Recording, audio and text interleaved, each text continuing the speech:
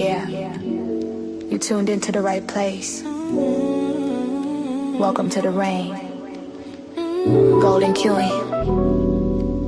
H2.0. Yeah.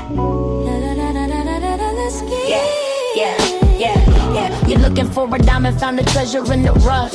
Tired of all the noise, cause you finally had enough. I'm here to build a movement on a mission for the nation. Dropping gems of knowledge, killing all the hesitation. We fighting for the truth, yeah, we fighting for what's right. Building unity and shining up a brand new light. It's a variety channel, but the vision's crystal clear. Pushing us all forward, conquering the doubt and fear. Welcome to the Queendom, H2.0 on your screen, where the content's real and smart and funny in between. This is more than just a stream, it's a platform for the change. Time to elevate the game and rearrange. So if you're ready for a vibe that you can feel and trust, joining in the movement is a definite must. This ain't just another channel talking smack behind the screen. It's a spotlight for the creators, building up a better scene. Spreading radical love, that's the message in the code. Helping everybody carry up a heavy load. From social justice issues to the laughter that we need. Planting seeds of progress, watch them grow from just a seed. This is authentic, this is raw, this is everything you saw. Welcome to the battle that is truly being fought. Ooh, so come with your respect and see the real effect. Cause I protect my own right here on the throne. Don't make me unleash the dragon.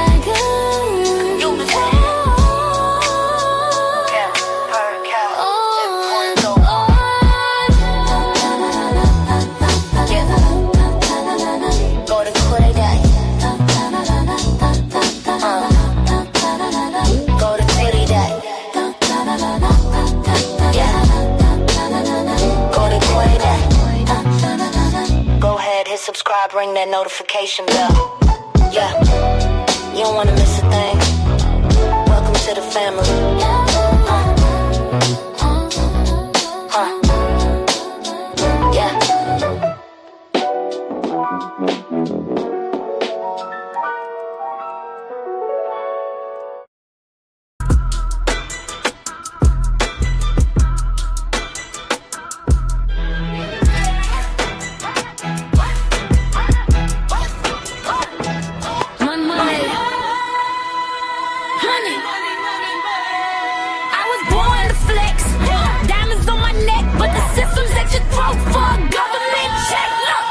Check the bag, check the tag, check the greed. ICE agents hunting humans just to get the fee they need. They don't care about the name, they don't care about the face. Just a bounty on the soul, trying to scrub them from the place. Getting paid by the head, yeah, they stacking up the bread. While the families in the shadows, living life in constant dread. It's a business, it's a racket, it's a cold-blooded game. They'll snatch a father from his daughter just to justify the name.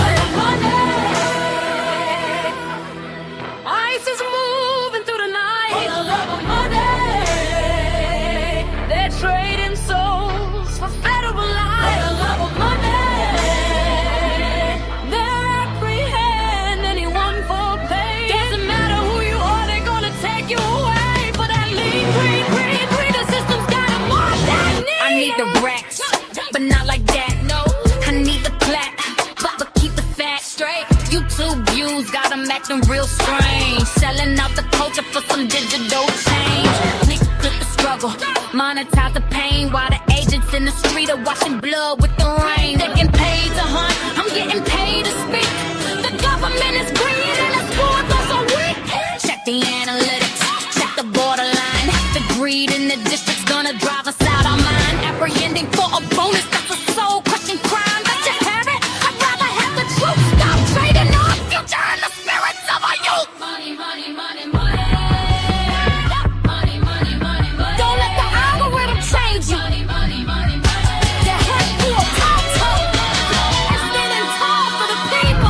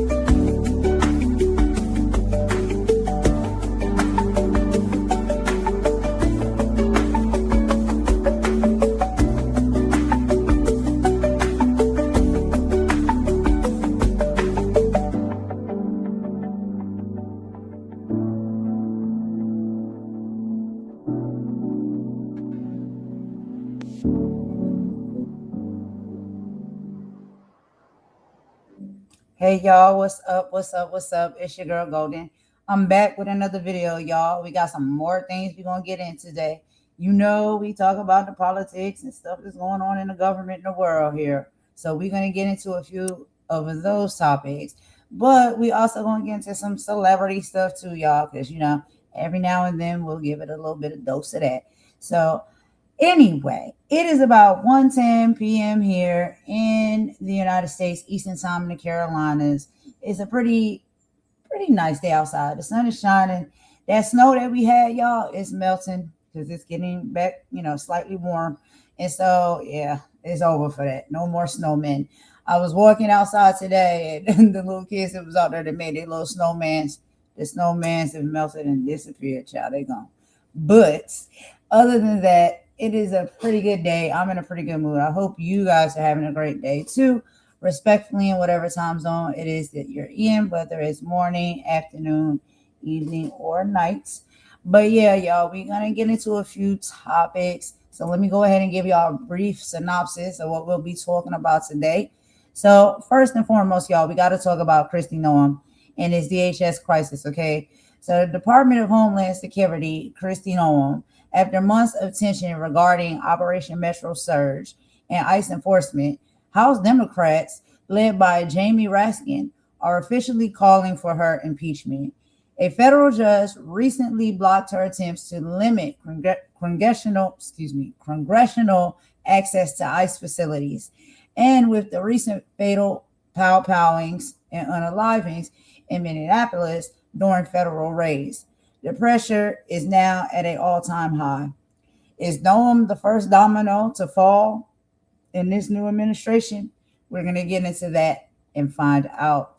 Also, y'all, the disgusting Epstein files and the dark past rumors that have come out now. So the DOJ has dropped a massive 3.5 million pages of Epstein documents. The headlines are focused on two things.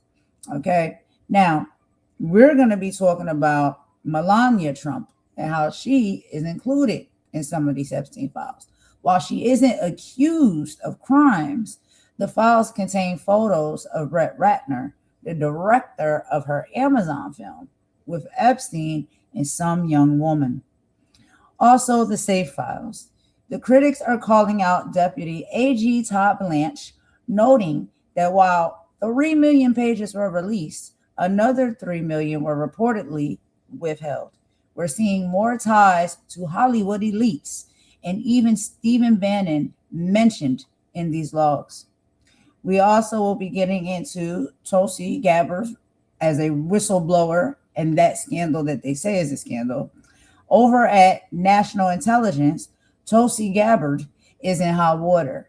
Whistleblower.org is alleging that Gabbard has been illegally hiding high-level intelligence from Congress for 8 months to protect herself. Reports suggest a complaint is literally locked in a safe because it contains information that could cause grave damage to national security. Is this a cover-up or a security necessity? We'll get into all of that. And of course, in celebrity news, y'all, we got to talk about MAGA Minaj. MAGA Minaj versus Trevor Noah. So, y'all know the Grammys just happened, okay? And Trevor Noah used his final hosting gig to take a massive swing at Nicki Minaj. He joked that she wasn't at the awards because she was at the White House with Donald Trump comparing assets. Nicki, who has been vocally supporting Trump and showing off her gold card, is reportedly livid. She already teased a response, and fans are waiting to see if she spills any tea on the industry figures who have snubbed her and mistreated her. So we're going to get into all of that on this live here today, y'all. Let's go ahead and get our first video up. And we're going to jump right into it with KRISTI Noem, okay? So as you know, with KRISTI Noem, there is a live impeachment hearing happening.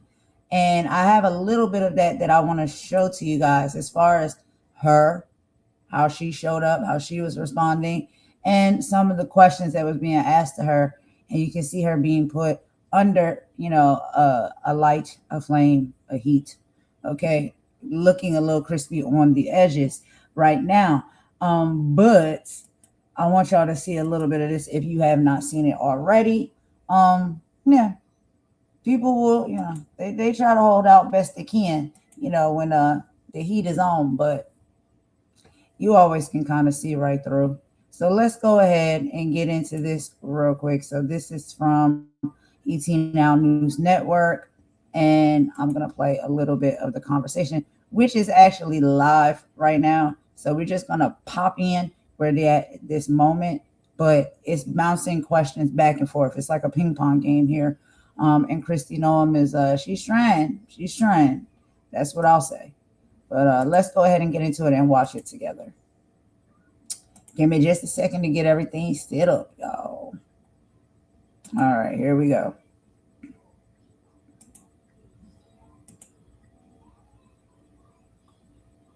News reporting, copyright 107, fair use. Here we go.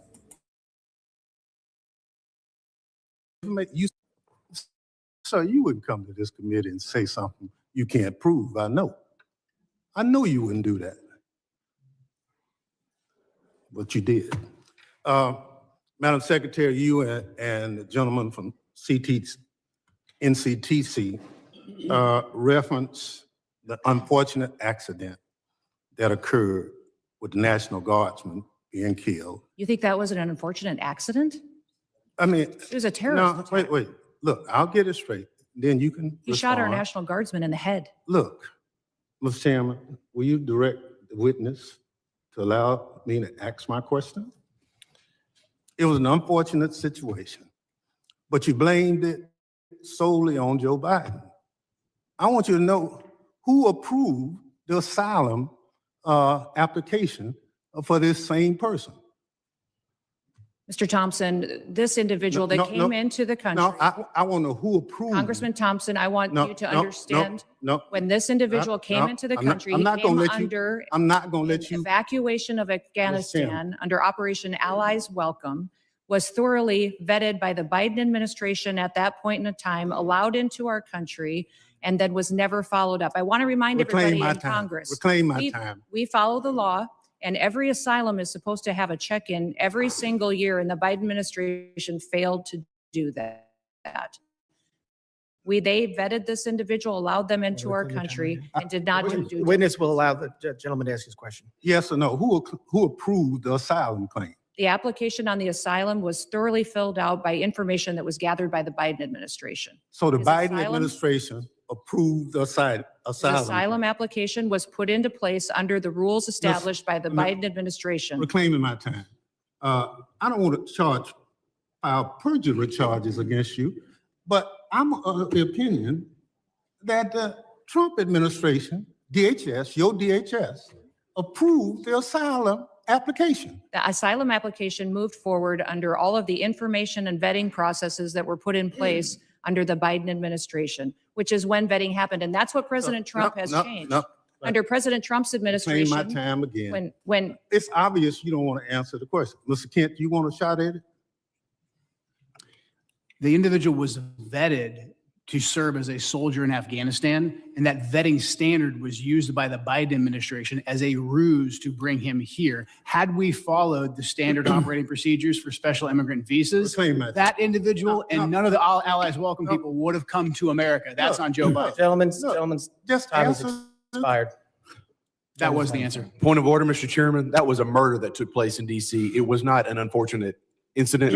And those comments are effing disrespectful. Who is that? I expect better from the It's not a valid point of order. I will now recognize the gentleman from Texas, former chairman, Mr. McCall, for 5 minutes. Thank you, Mr. Chairman. Madam Secretary, great to see you. This hearing reminds me of the novel, A Tale of Two Cities. They see it, the Dems see it as the worst of times, but I see it really as the best of times. And what do I mean by that? Under the Biden administration, 15 to 20 million illegal aliens, unvetted, as you indicated, came into this country. What I think most disturbing is Director Kent's testimony. 18,000 known or suspected terrorists got into this country under the Biden administration. That's why we impeached Mayorkas. I was one of the managers. He told his Border Patrol, you don't have to pay attention to federal law when it says shall detain aggravated felons. He disregarded federal law and says, you know what, may detain. It's discretionary. And guess what? We have thousands of aggravated felons now, or if not millions, in this country today. That was the worst of times. Let me go to the best of times. Most secure border I've seen in my 22 years in Congress. And I've dealt with this for a long time. Coming from Texas, being chairman of this committee, the daily crossings are 95% down from the prior administration. That's the best of times. Zero catch and release. My very first bill in Congress 22 years ago was to end catch and release.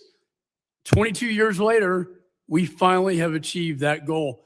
That, Madam Secretary, is the best of times. An all-time record low. America is safer today.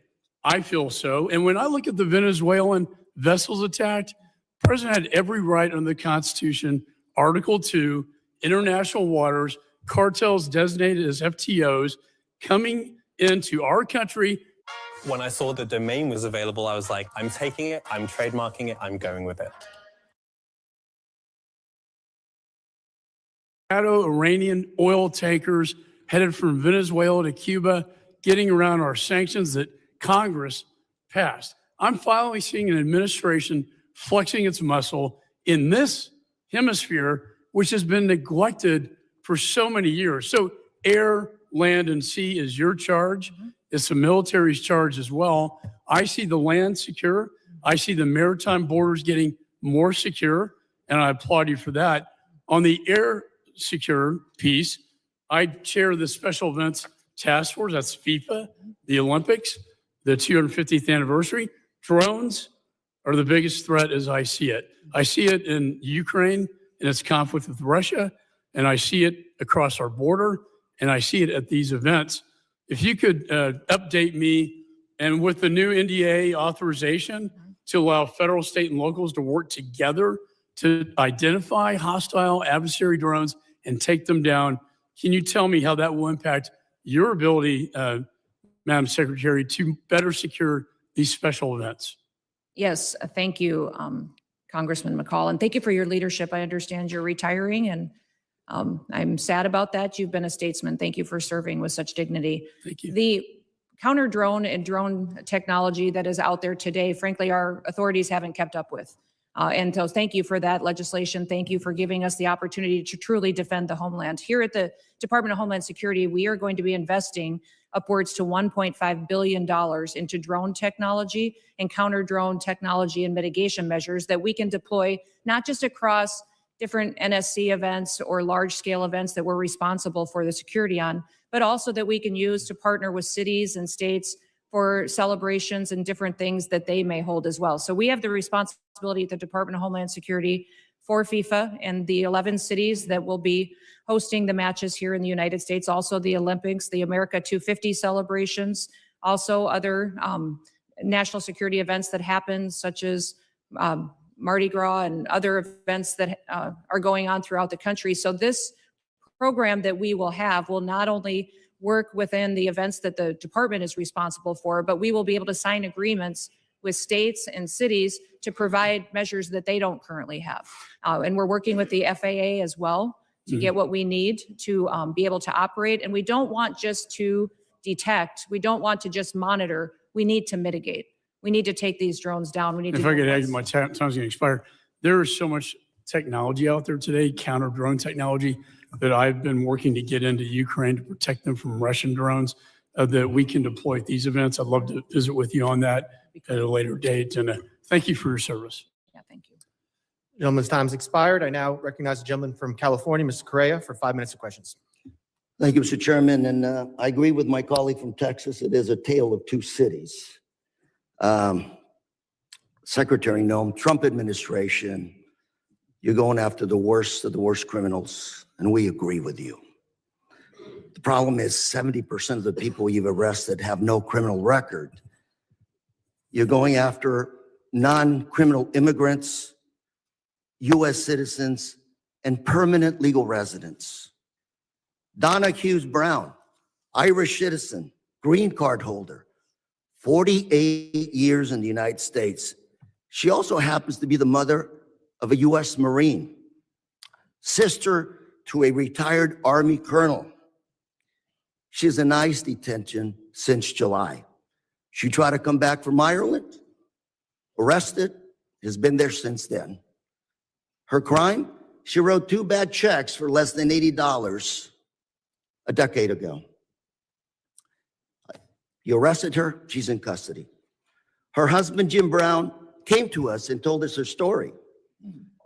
Jim told us, I voted for President Trump because he promised to go after criminals in our community and not people like my wife. If I can, I'd like to play a video for you.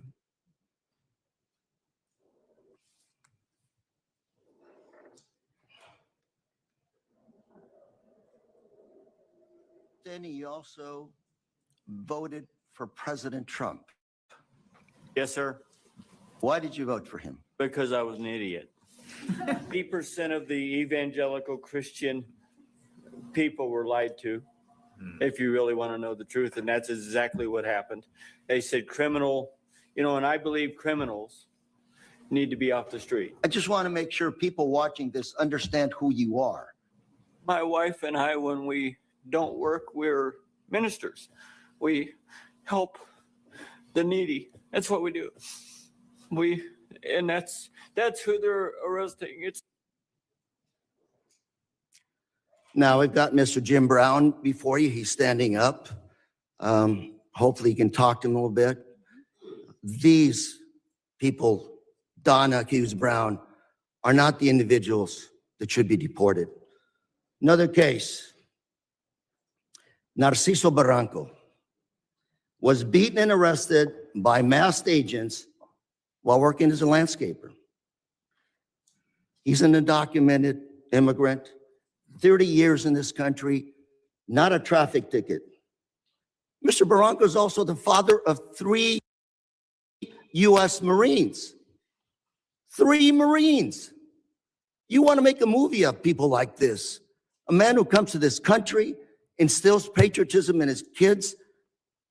They swear an oath to serve and possibly give up their life for this country. We'll play a video on this as well, please.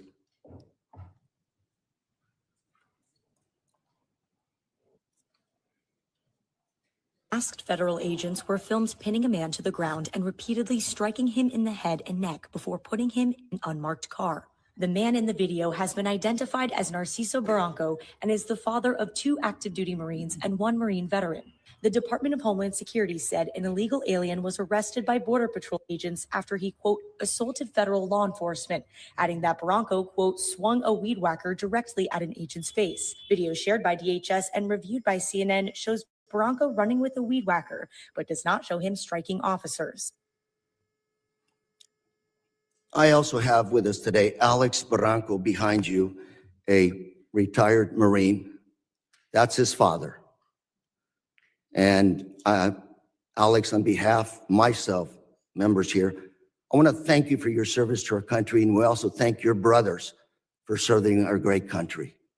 Thank you very much. Got another case, George Rete, 25-year-old, native of California, my home state. He's a U.S. citizen, Army veteran who served in Iraq. Well, on his way to work, he came to an immigration checkpoint, pulled over. I don't know where officers deployed tear gas on him, broke his car window, pepper sprayed him, and dragged him out of his car. An American citizen held for 72 hours without any charges, wasn't even given the opportunity to shower, to wash off that paper spray. Gentleman's time's expired. I now recognize the gentleman from Mississippi, Mr. Guest. Mr. Chairman, I have 2 articles I'd like to present for the record. Unanimous consent. Under President Trump, an agency intended to keep Americans safe has diverted resources from child abuse, trafficking, and terrorism to immigration enforcement. Second is this letter from my Orange County Sheriff, Don Barnes, essentially talking about all the individuals under Prop 50 referred to ICE 2025 year to date. 50 of them. Without objection. ICE never showed up to pick them up. Without objection. Chairman? I will Mr. Chairman? entertain, Mr. UCs at the end of the hearing. I want to entertain all UC motions at the end of the hearing. We have witnesses. I want to make sure everybody has time. So if we do this now, we do have a witness has to leave. You're just going to be taking time from other members, but I will entertain UC motions at the end of this hearing. I now recognize the gentleman from Mississippi, Mr. Guest, for 5 minutes. Thank you, Mr. Chairman. Madam Secretary, it's great to see you again. Thanks for appearing before us again. I want to echo some of the remarks of Mr. McCall. I want to first thank you. I want to thank the men and women who serve under your command for the incredible job that you have done over the last 12 months.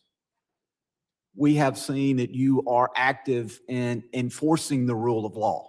We have seen a border that is as secure in our lifetime as we have ever seen. You mentioned in your opening statement over the last 4 years, we saw somewhere between 15 to 20 million illegal immigrants enter the country. Just looking at monthly statistical data, we know that under the Biden-Harris administration that in December of 2024, that there were over 300,000 illegal immigrants who were encountered along the southern border in that month alone. Recent statistics by the Department of Homeland Security for October, the most recent statistics we have, show that the number of border encounters for October of this year under your leadership have dropped to 11,000, a decrease of over 95%. And so I want to thank you for that. I want to thank you for the work that your men and women have done to protect our borders from illegal narcotics entering the country. We saw a press release the Coast Guard sent out this week regarding Operation Pacific Viper. And they mentioned a specific seizure that occurred on December the 2nd by the Coast Guard cutter Monroe, in which in a single incident of interdiction that the Coast Guard had the largest maritime interdiction seizure in almost 20 years, seizing 20,000 pounds of cocaine in an individual seizure. So I thank you for your aggressive actions in enforcing the law and for the incredible work that you and the men and women under your command are doing. I want to talk about, as we talk about threats, I want to talk about threats against law enforcement. Last week, this committee, we had a hearing. The hearing was entitled When Badges Become Targets. And during that hearing, we talked about the threats to law enforcement, specifically federal law enforcement. And even specifically within federal law enforcement, the threats toward ICE agents, the threats toward you and other members of leadership within DHS. We know that those threats and those incidents of physical attack have escalated dramatically, in some cases over 1,000%. And part of the driving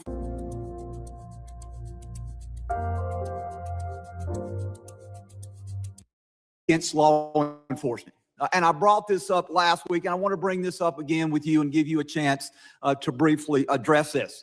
These are just roughly 10 of the statements that I was able to easily find online by elected officials, governors, mayors, in many cases, members of Congress, where they were spewing what I believe to be very harmful statements toward law enforcement. Governor Pritzker claimed that ICE is grabbing people off the street and disappearing them, that our country is becoming Nazi Germany. Representative Crockett compared ICE to slave patrols. Representative Garcia referred to ICE as thugs. Representative Ramirez attacked ICE as a terror force, later a terrorist organization, and then later in the hearing said, let me be clear, the Department of Homeland Security, you can quote me on that, is the single biggest threat to public safety right now. Representative Tlaib said ICE is terrorizing our community, turning our country into a fascist police state.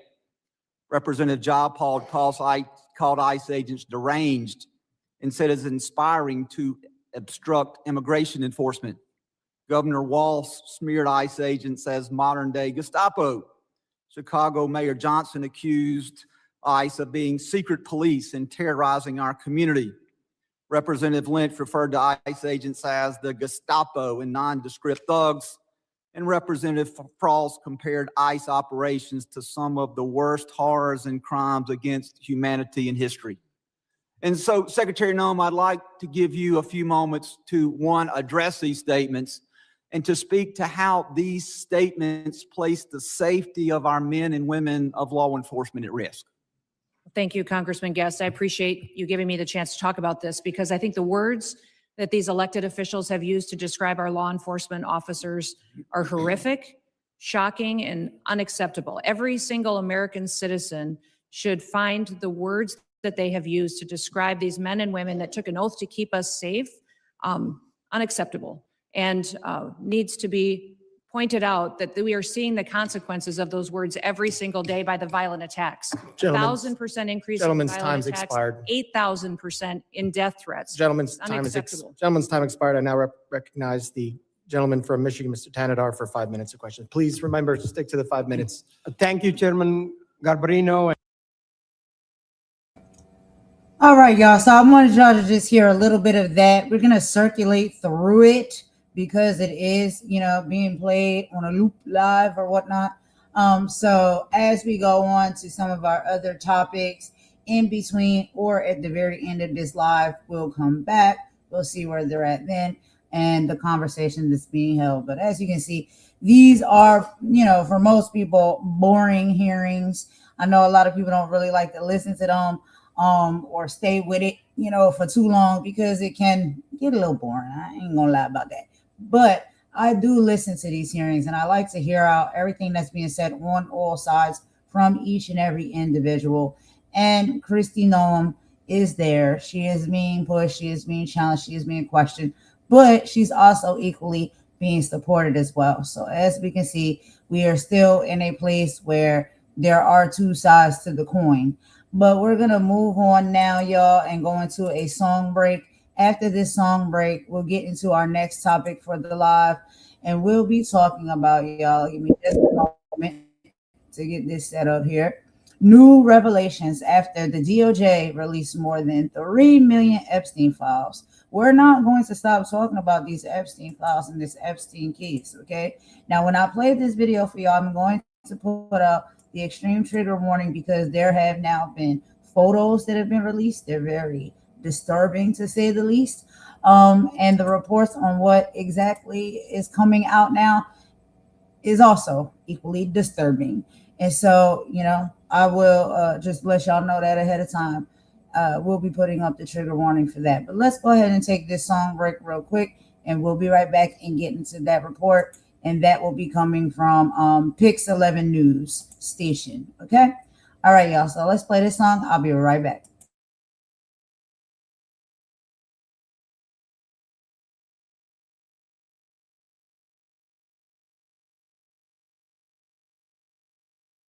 They thought we were sleeping, but the spirit is moving.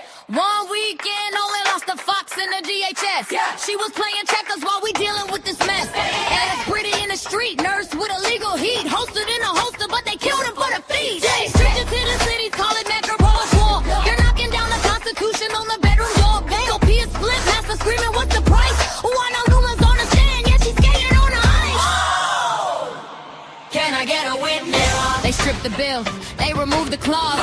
Crockett in the room, she's following the laws. Can I get a time? Yeah, he's feeling on the floor. They want the total search, we're coming with the best. Trump firing the chiefs while the streets are seeing red. They want the total search, we're coming with the best. Trump firing the chiefs while the streets are seeing red.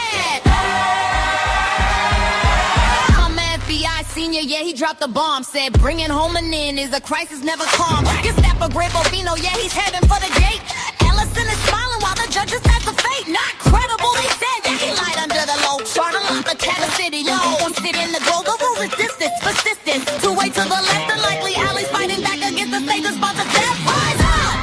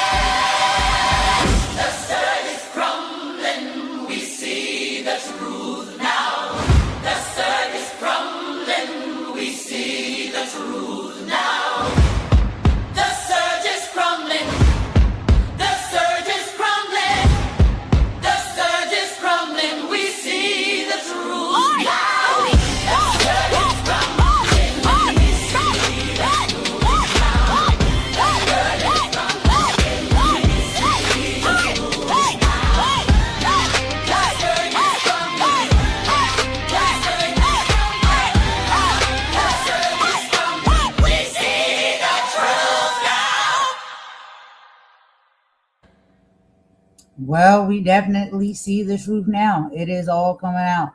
So we're going to go ahead and get into this next video, y'all. Okay, so remember, like I was telling y'all, there is almost 3.5 million pages of Epstein documents that have now been released. Okay, and we're going to go ahead and get into it. Okay, this video report right here is going to show some really disturbing images and have some, reports that are very disturbing as well. So I'm going to go ahead and put up the trigger warning here for y'all.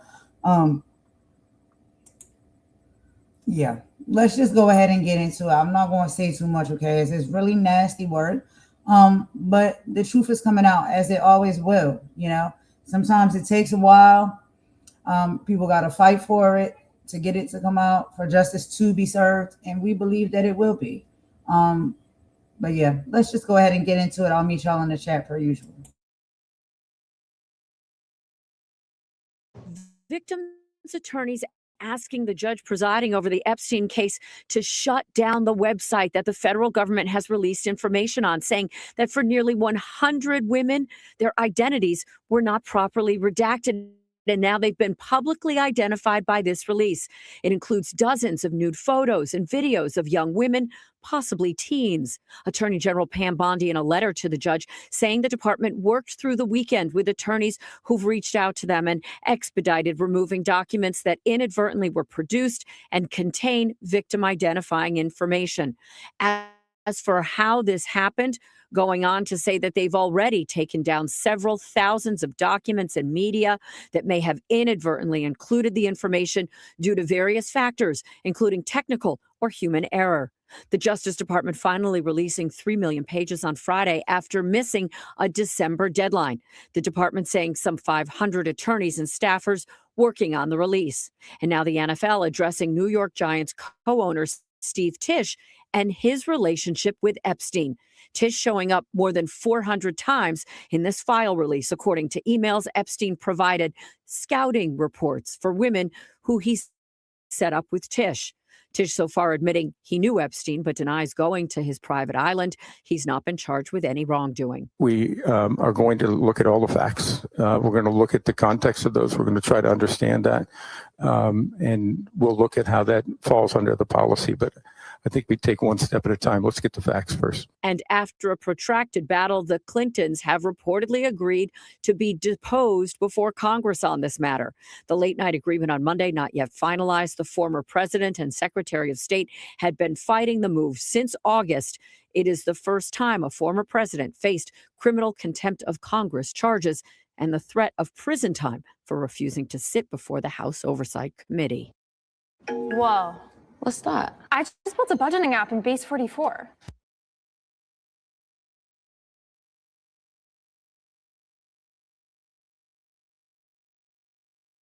democracynow.org, The War and Peace Report. I'm Amy Goodman. The Justice Department's released an additional 3 million pages of documents related to the late convicted sex offender Jeffrey Epstein and what the DOJ, the Department of Justice, is calling the final release of Epstein files. But there are over 2.5 million more pages that remain unreleased. On Sunday, Meet the Press host Kristen Welker interviewed Democratic Congressmember Ro Khanna of California, co-sponsor of the Epstein Files Transparency Act. Has the Justice Department fully complied with the law, Congressman? No, they haven't. They've released, at best, half the documents. But even those shock the conscience of this country.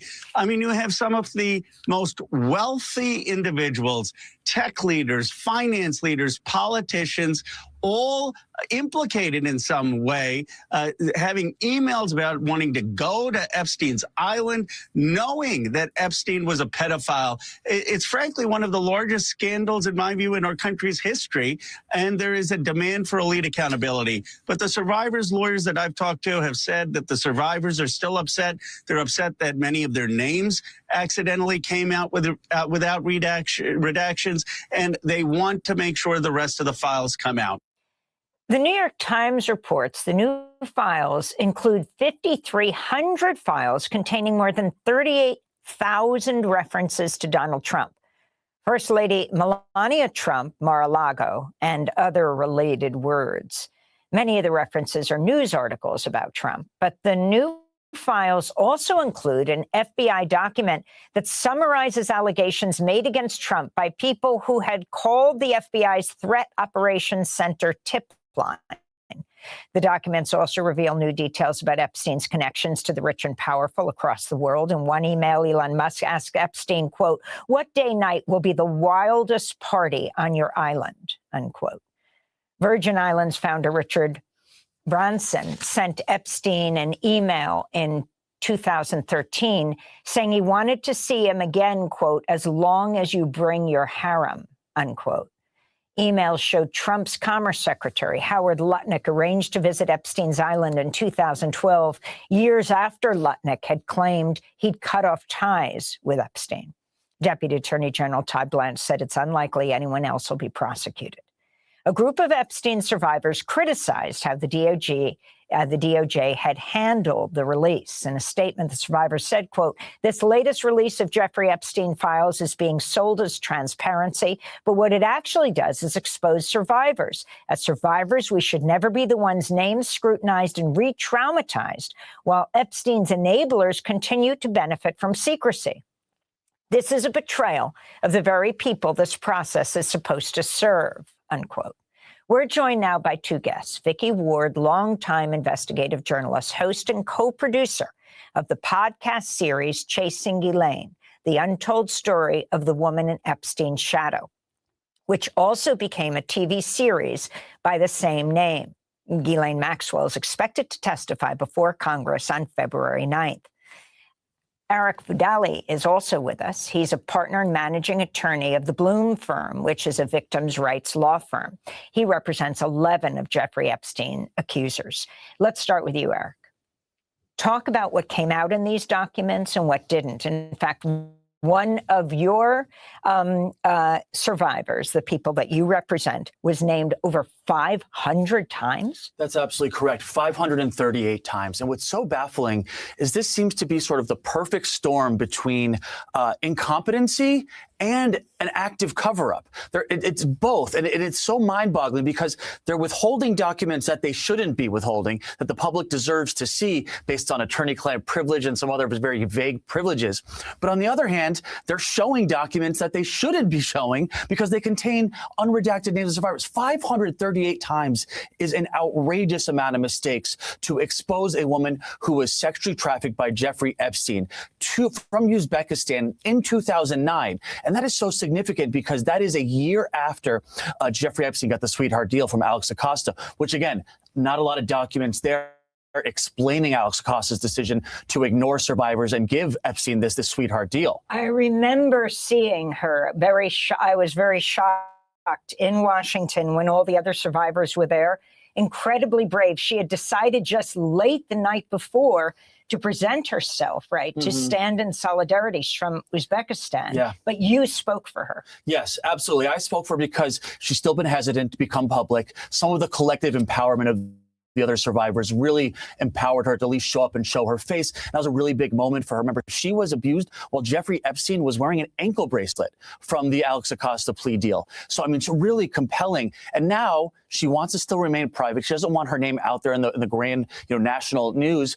And 538 times the DOJ missed her name. And that is a name that was provided by my firm to the DOJ. There's just no excuse for that type of incompetency and that type of mistake. And what about the people who are being protected, not the survivors, clearly? That's what's so mind-boggling about the whole thing is they're naming survivors, they're protecting potential predators. And the real issue here is there's just no oversight. And there's been motions for the court, and we're actually filing an amicus brief and some letters to the court on behalf of our clients to demand that a special master be appointed to review all of the materials and decide what should be privileged, what should be produced, what should be redacted, and what shouldn't. Because right now, the public, the survivors, all of us are forced to trust a Department of Justice, Trump's Department of Justice, that has done absolutely nothing to earn our trust. Vicky Ward, what were you most struck by with the release of the millions of pages of files and the pages that weren't released? Right. Well, just to Eric's point about your poor client, being trafficked to Epstein in 2009, I did read some interesting exchanges among, redacted officials within the Justice Department. They were dated 2011, and it was when Bradley Edwards, another of the attorneys who's represented so many survivors, was pushing, arguing that it had been a breach of the Crime Victims Act, that this non-prosecution agreement had been done behind their backs without their knowledge. Yeah. And you see these unnamed Justice Department officials saying, well, whether or not that deal was good or bad, we've got to dig in and protect ourselves. But there's almost, I was struck by that. I'm paraphrasing, but it was whether or not that was a good, whatever the content of that deal was, they knew. They knew. Absolutely. It was a really bad thing to have done. There's reporting that Alex Acosta instructed his fellow prosecutors not to inform the victims of the special plea deal. That's a big deal. I was a prosecutor for like 6 months. I didn't care for it. But the one thing I learned in that 6 months is that when you do a plea deal, you inform the victim. So the fact that that's reported that he instructed them not to inform the victims, that's pretty suspicious. And just for people's memory, because this is a complicated story, back in 2007, what that plea deal was, and the bravery of the Farmer sisters, Maria Farmer coming forward, over a decade before, and the number of young women, girls, children who had been abused, and yet the deal that was reached. It's really, it's re-victimizing. It's beyond a travesty of injustice. The one thing, he was literally, many victims were ignored, and he was literally given like a slap on the wrist. One thing that is important to understand, though, that the one thing Alex Acosta did do is he did make him a registered sex offender in 2007, 2008. So that was public knowledge. And that brings some real questions to anyone that's been released in these new files. Anyone who is continuing to associate closely with Jeffrey Epstein after he became a publicly known registered sex offender, I think has some questions to answer. Well, and to that, Amy, I will say, as you know, I have a personal history on reporting this story, and I went through hell in 2002 with Epstein threatening me because I'd got to the Farmer sisters, and I found it nauseating to suddenly see this fax from Jeffrey Epstein to Graydon Carter bashing me and the questions I'd been asking of him and Ghislaine Maxwell about the pharmacists back in 2002. Let's be clear, because we've talked about this in detail, but back in 2002, you were writing for Vanity Fair. You were asked to do a piece on this up-and-coming billionaire Jeffrey Epstein, and then you found the story of the Farmer sisters. Yes. Epstein actually came into the offices of Vanity Fair. Behind my back. And you were about to have twins. I was about to have twins. I was on bed rest. We were wrapping up the final sort of stages of fact-checking. The Farmer sisters were definitely in the piece and their allegations. But what I did not know was that Jeffrey Epstein had sent my boss this fax, casting all these absurd aspersions on me. And that obviously it was after that the Farmer sisters and their allegations were cut. What I then found interesting, again, going back to what Eric was saying, that there were all these emails from all these guys after it was known that Jeffrey Epstein was a convicted sex offender. Even then, I found emails with another Vanity Fair reporter who's sadly dead, John Connolly, but ended up co-authoring a book with James Patterson, now my co-author, Filthy Rich. There are all sorts of correspondence. It was called Filthy Rich. Yes. There were all sorts of correspondence about John Connolly. And at one point, Epstein reaches out to Michael Wolff and says, shall we ask Graydon? In other words, Graydon Carter was part of the boys' club, at least in Epstein's mind, that part of the boys' club, along with Elon Musk and Steve Tisch and Howard Lutnick and Richard Branson and, Richard Branson, who is the founder of Virgin Airways. Yes, and, Andrew Mountbatten. It was, we just see over and over again in these documents, this is just one big billionaires' boys' club that, treated women like objects. Discussion of, I don't want to even talk about it on here, the discussion of their body part. And you see Epstein writing let's not put this down on paper too much. I mean, he at least he was aware of that. But I do want to mention one thing, which is, as you mentioned, Ghislaine Maxwell is supposed to testify before the House Oversight Committee virtually next Monday. And I think we probably won't learn anything. I think she's going to plead the fifth.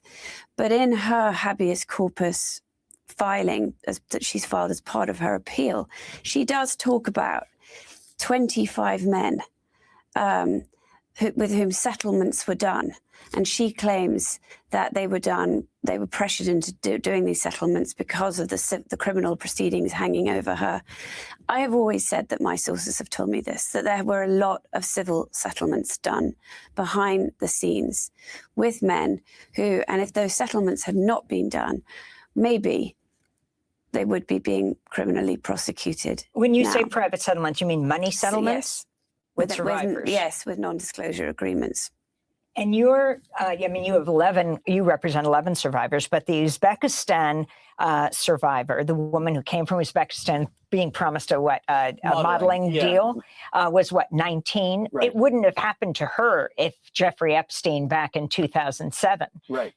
Absolutely. And that's what's so appalling about that deal is it did absolutely nothing to protect women from Jeffrey Epstein. That's the whole point of what a district attorney is supposed to do when they catch criminals. It's to stop them in their tracks and to protect the other potential victims. And that's the exact opposite what Alex Acosta and his team did. That's what's such a travesty, because had he not given him that sweetheart deal, had he not given the slap on the wrist, my client and many, many other women would have never met Jeffrey Epstein, would have never been trafficked, and their lives would be much, much different today. And that's the other such a frustrating thing about the documents releases. I'm not seeing anything. I haven't seen anything really explaining the prosecution agreements, the prosecutor's notes, what really the discussions, the emails, what went in to that deal that is such a suspicious and just really travesty of an injustice type of deal. Well, you do see, what you do see though, again, is the brotherhood at work. You do see how Alex Acosta was great buddies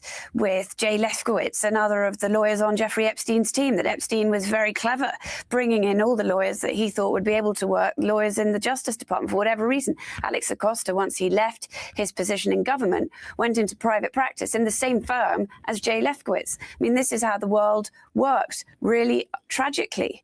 Finally, there are extreme allegations in these millions of pages of murder, of sexual assault. In one case, President Trump, it's talked about having raped a 13-year-old. But these are allegations, although there was a lawsuit brought by a young woman who that lawsuit was then taken away immediately. Yeah, vanished, right? You're talking about Katie. And these come through a tip line, of course. Yes. These all have to be investigated, but it looks like Blanche says the investigations are done. Yeah.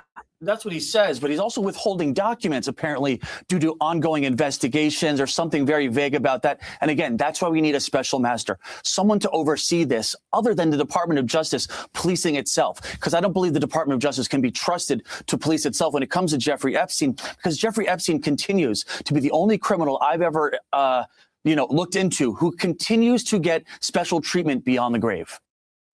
Thanks for watching Democracy.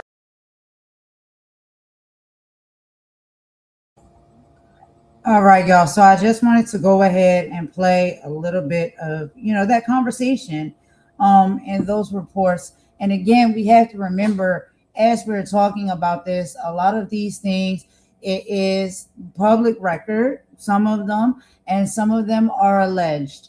And so we are not, and this platform is not, solidifying any of these facts and details. And we would never put this information out without suggesting that people do their own research and go out and look up this information that we are reporting to you. I'm just bringing the reports, what is being talked about and what is being said. I'm not making any, solidified, excuse me, I got hiccups now, solidified reports. Okay. This is all alleged. So it's allegedly, we're sharing this information and talking about it, that under the copyright 107 for news reporting, educational materials. Oh my God, I gotta get rid of these hiccups. But I wanted to make that disclaimer, okay? Because we're not saying for sure. This information is public information. So go out there and find it for yourself. We're going to take a quick song break. And then we're going to get into our next video, which also is equally as triggering. This is going to be a video about some of the Epstein survivors, and they will be speaking out, a few of them. And so we'll get into that in just a minute. I'm going to get rid of these hiccups. I'm going to play a quick song break, and we'll be right back.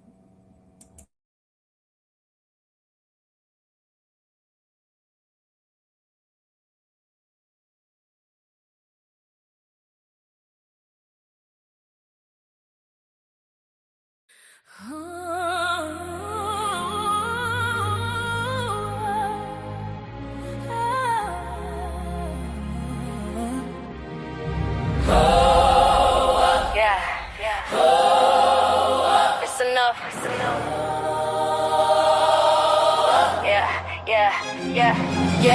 Check the pulse of the nation, feel a tremor in the ground. Another hollow promise, another hateful sound. The burner phones are buzzing, the leak, DMs exposed. The country club whispers about the people in their robes. They smiling for the cameras, preaching unity and grace. We're drafting legislation to keep you in your place. The dog whistles the sirens, now the hoods are in the open. Igniting tiki torch shadows, leaving spirits broken. They want to turn the clock back to a time of guilt and pain, where progress is a dirty word and fear is how they reign. But every soul they try to crush just learn to stand up straighter. This ain't a game of politics, this is gladiator. Enough is enough. The whispers turn into the heat. I feel so shut up. Enough is enough. Where the people at the table filling up our cup. This ain't about a party. The lines are clearly drawn. It's the light against the darkness that's coming for the dawn. Holy versus evil is the truth against the lie. We ain't backing down with a fire in the sky. They coming for the libraries, wanna burn away the facts. Erase the bloody chapter so you can't see the tracks. They gerrymandering the district, drawing every map. Your vote is just an echo caught inside the power trap. They purging names from voter rolls and calling it secure, while scream about election fraud to keep their motives pure. They wanna legislate the scars upon a woman's soul, and on the very choices that were never theirs. Control from the classroom to the courthouse, a calculated scheme to suffocate the promise of the American dream. But they forgot the dream was dreamed by rebels and by slaves, and their spirit is the very ground that trembles in their graves. Enough is enough.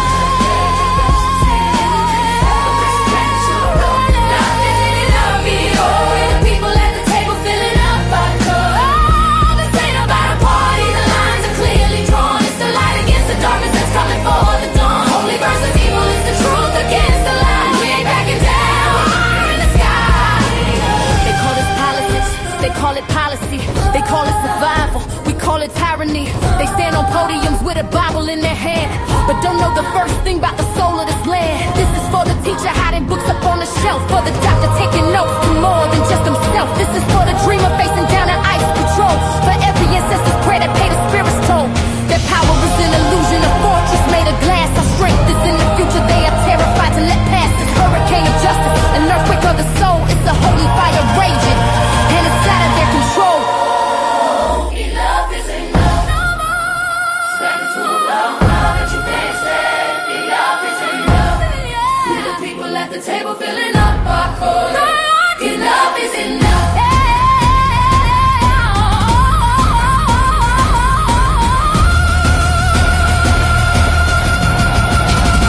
Enough is enough.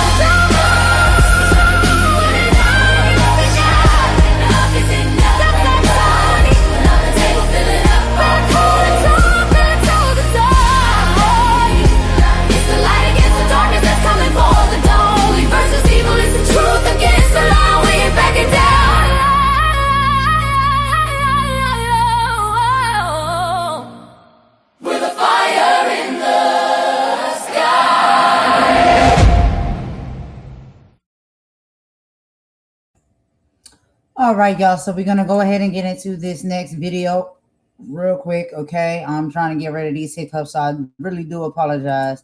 I know how unprofessional that can sound, having hiccups while you're trying to speak. But let me go ahead and get this video up.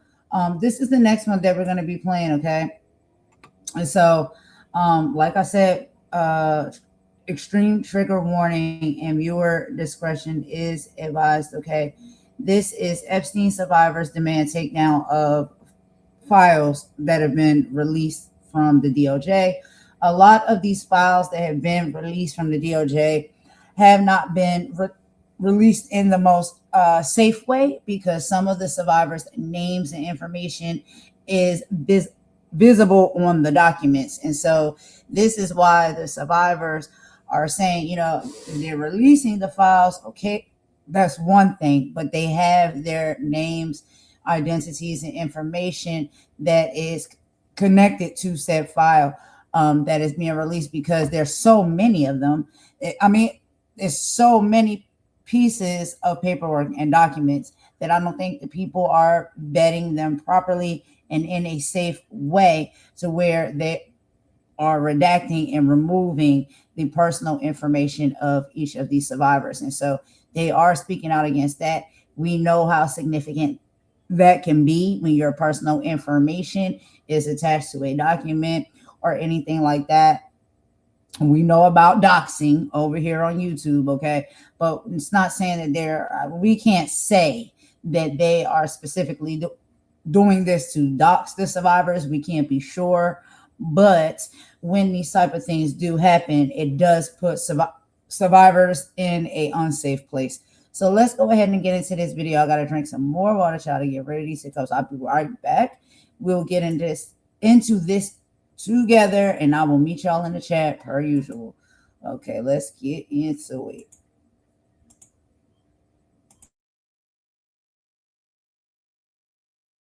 News this Monday night to the Jeffrey Epstein files and the outrage growing at this hour after the DOJ accidentally revealed the names of nearly 100 survivors. The New York Times also reporting that dozens of images of young nude women were also released by the DOJ.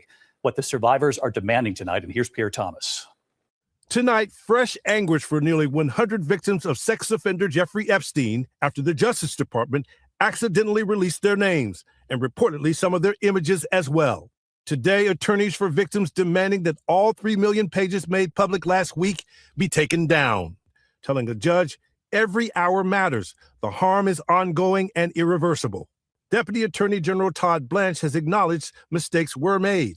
Every time we hear from a victim or their lawyer that they believe that their name was not properly redacted, we immediately rectify that. But previously anonymous victims say that's not enough.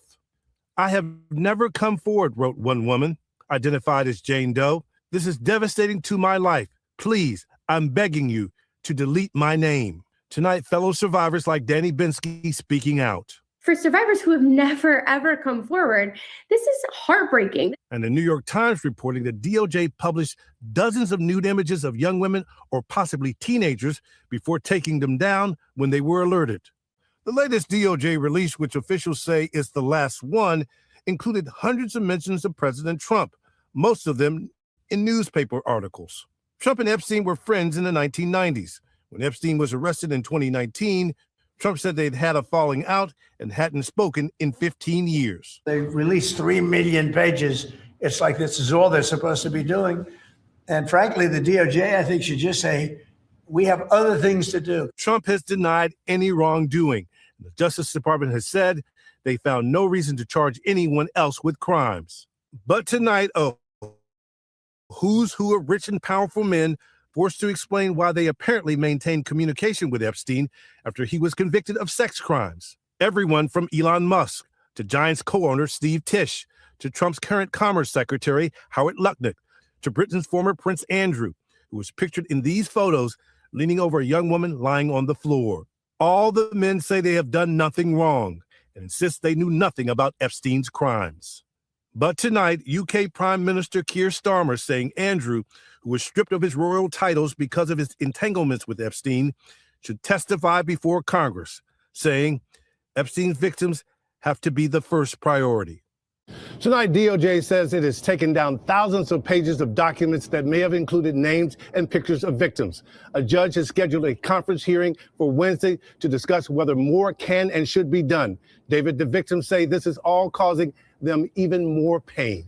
Pierre Thomas live in Washington tonight. Pierre, thank you. Augment Code just outperformed 6 of the top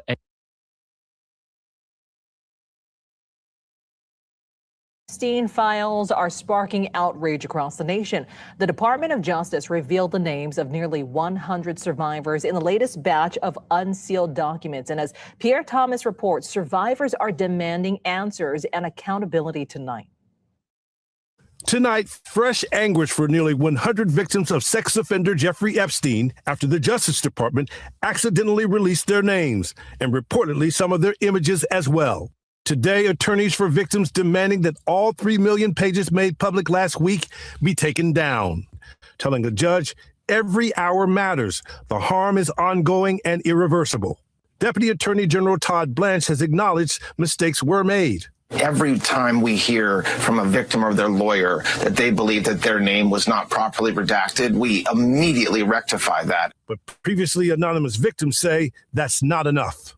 I have never come forward, wrote one woman, identified as Jane Doe. This is devastating to my life. Please, I'm begging you to delete my name. Tonight, fellow survivors like Danny Binsky speaking out. For survivors who have never, ever come forward, this is heartbreaking. And the New York Times reporting that DOJ published dozens of nude images of young women or possibly teenagers before taking them down when they were alerted. The latest DOJ release, which officials say is the last one, included hundreds of mentions of President Trump, most of them in newspaper articles. Trump and Epstein were friends in the 1990s. When Epstein was arrested in 2019, Trump said they'd had a falling out and hadn't spoken in 15 years. They released 3 million pages. It's like this is all they're supposed to be doing. And frankly, the DOJ, I think, should just say, we have other things to do. Trump has denied any wrongdoing. And the Justice Department has said they found no reason to charge anyone else with crimes. But tonight, a who's who of rich and powerful men forced to explain why they apparently maintained communication with Epstein after he was convicted of sex crimes. Everyone from Elon Musk to Giant's co-owner Steve Tisch, to Trump's current Commerce Secretary Howard Lutnick, to Britain's former Prince Andrew, who was pictured in these photos leaning over a young woman lying on the floor. All the men say they have done nothing wrong and insist they knew nothing about Epstein's crimes. But tonight, UK Prime Minister Keir Starmer saying Andrew, who was stripped of his royal titles because of his entanglements with Epstein, should testify before Congress, saying Epstein's victims have to be the first priority. DOJ says it's taken down thousands of pages of documents that may have included names and pictures of victims. A judge has scheduled a conference for Wednesday to discuss whether more can and should be done. The victims say this is all causing them even more pain. Pierre Thomas, ABC News, Washington. Traditional dropshipping is dead. All right, y'all. So I do, apologize about having to put up the trigger warnings and stuff when it's coming to these files and the conversation around this whole Epstein situation. It is very serious. It is very triggering.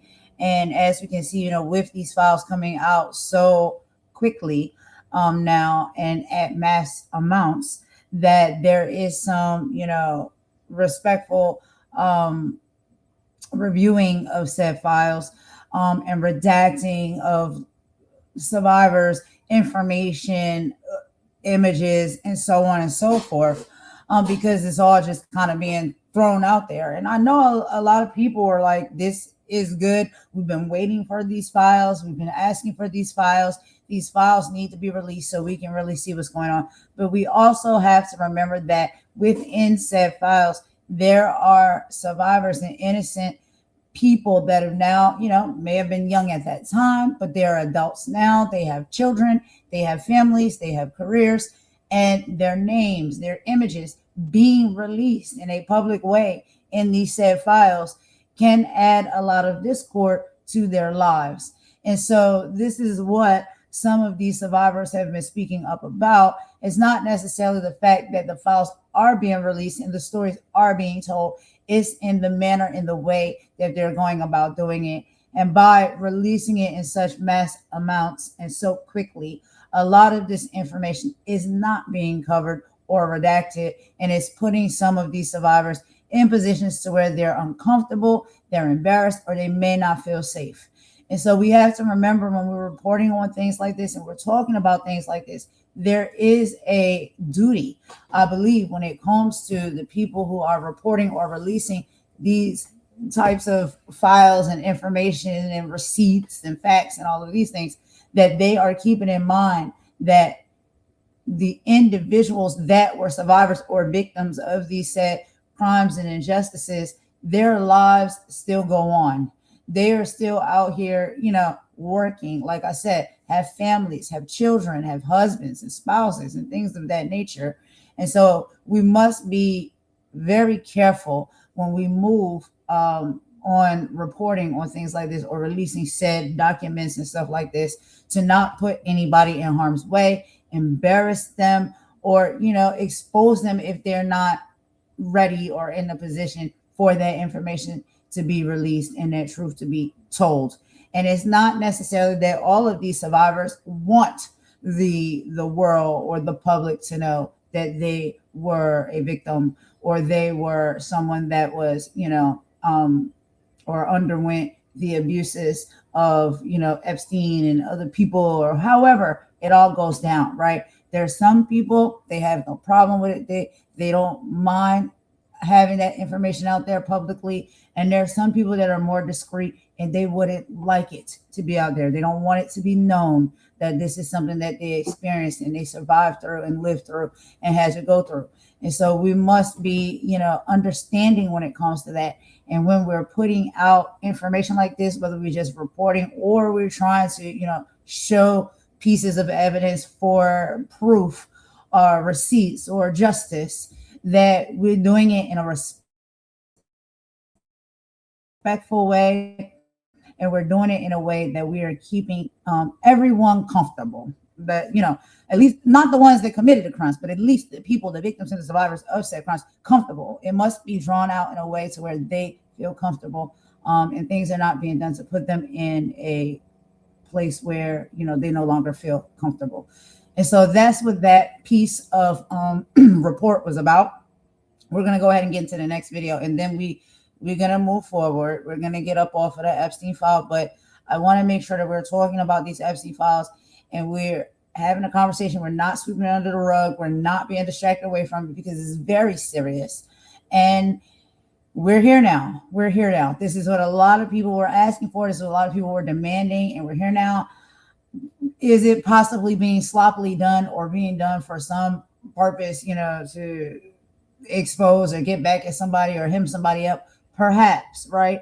And that's why we're talking about this information coming out in the proper way, in a professional way, where the survivors and victims are protected. But the files are here, the truth is coming out, and sometimes it can't necessarily be at any means necessary, because when it comes to a survivor or it comes to someone who's been victimized in these type of ways at the hands of these type of monsters, we have to have compassion and understanding for their experience, what they went through at that time, how their life continued to go on after said offense, and how they, may have to go to therapy, may wake up with nightmares or night terrors.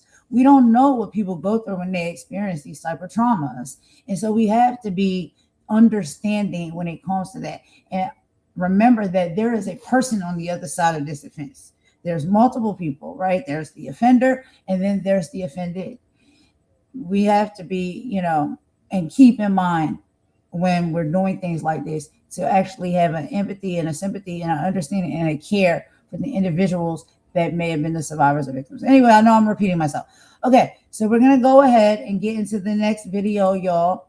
Now, again, this is going to be the last one that is connected with right now on this live, the Epstein files. But there is some information that is coming out with Melania Trump's connection to Epstein in the Epstein files.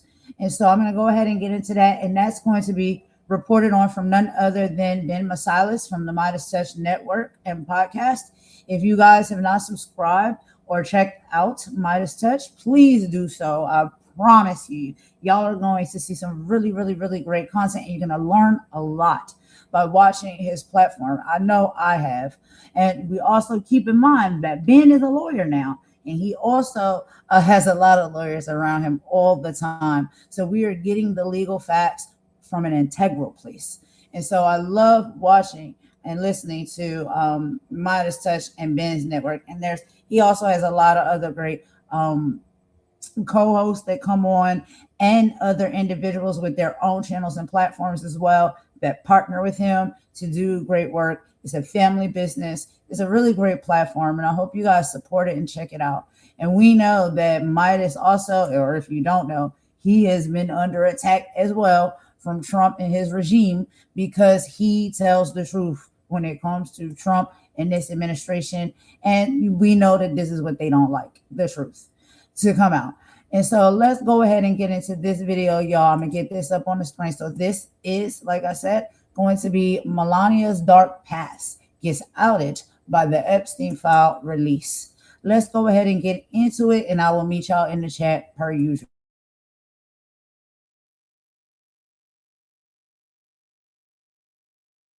Yesterday was a very bad day for Melania Trump. Her dark past is surfacing, and she wants people to believe that her film was a success when it was an utter disaster.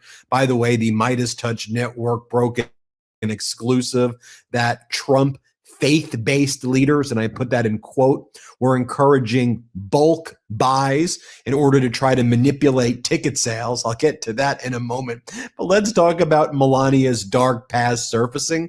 So Melania, you can try to threaten lawsuits against people like Donald Trump's former biographer, Michael Wolff, or you could threaten lawsuits against Hunter Biden, but you're not scaring anybody. Michael Wolff sued you. You have not countersued him, and you've been running away as Wolff tried to serve you with the lawsuit. Then you rush to federal court and say that Michael Wolff's lawsuit against you should be dismissed because you've been dodging service of the summons and complaint. But as I mentioned, your dark past is surfacing, Melania. Your name is appearing in these Epstein files that your husband's DOJ, that he weaponized, released on Friday. Now, to be very clear, just because your name appears, I'll let the people judge and form their own opinions, Melania. I'm just going to stick to what the documents say that Trump's DOJ produced.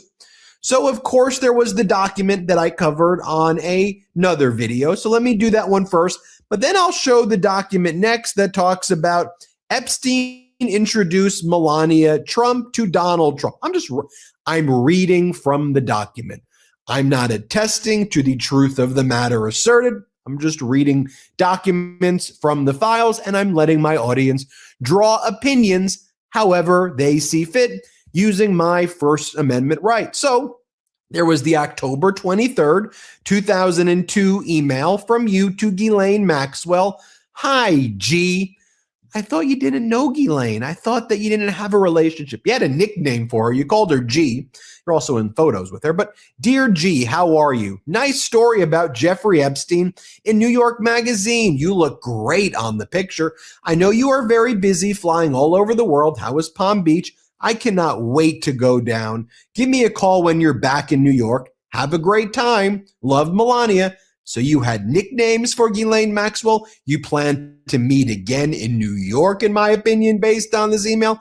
And isn't that the New York Magazine where Donald Trump said Epstein is a great guy who likes women on the younger side? That wasn't a red flag, Melania. It wasn't a red flag that the Mar-a-Lago spa was being sent to Epstein's home a few miles down the road. Not a red flag there, Melania, because you were talking to Ghislaine during the height of a child sex trafficking ring that Ghislaine and Jeffrey were involved in. J.E., as you nicknamed him. Let's take a look at this other document, Bates number EFTA 159322. This appears to be a proffer to the FBI, and here's what it says. So-and-so put in contact with an agent named Paolo Zampoli, who worked with ID models. Now, these next few sentences are redacted. I don't think they should be redacted. The Epstein Transparency Act specifically says that these redactions are a violation of law. unless it specifically gives the name of a victim. So does this label victims and survivors? Okay, well then let's read the next sentence. Zampoli was trying to buy elite models with Epstein.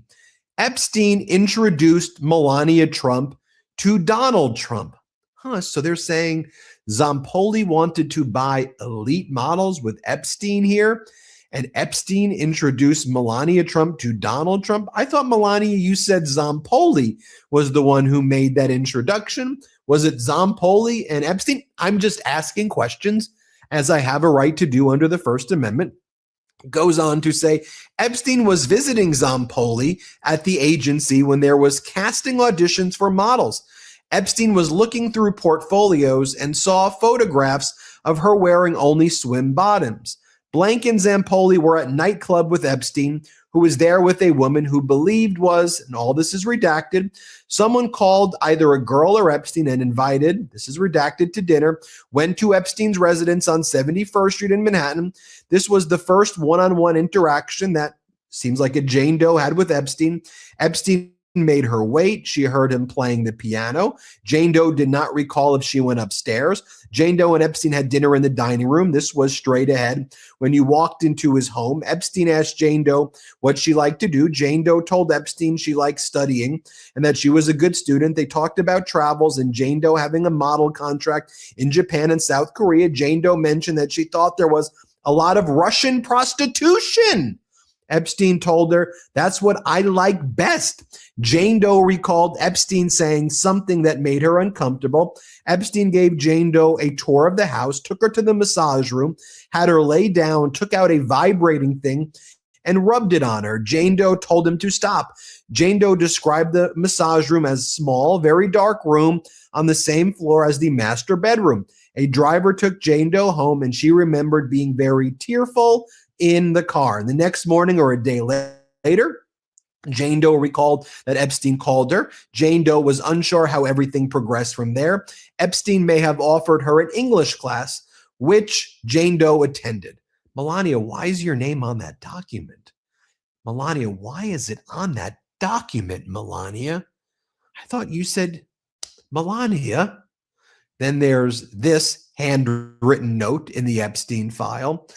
Ex-husband put in contact with agent Paolo Zampoli, ID models, organized to come to New York to model, living at model's apartment, didn't have funds to pay own apartment, accommodate 10, same state as model agency Varick Street, had an affair with agent. He's trying to buy elite models with Epstein. He introduced Melania Trump to president, thinks he's an ambassador now. Jeffrey visiting Paolo at agency, casting for models, auditions. Jeffrey Epstein, left through portfolios. Jeffrey Epstein looked at mine when he was wearing bottoms swim short. Pouring more into social and search, Dave just realized that it brings less. Melania, does everybody remember this article from the New York Times? When Donald met Melania, Paolo was there. He secured Mrs. Trump's visa to the United States and introduced her to Donald Trump at a 1998 party he hosted at the Kit Kat Club. Mr. Zampoli's parties have featured an alligator, tiger cubs, and models at nightclubs blowing kisses at fashion television cameras.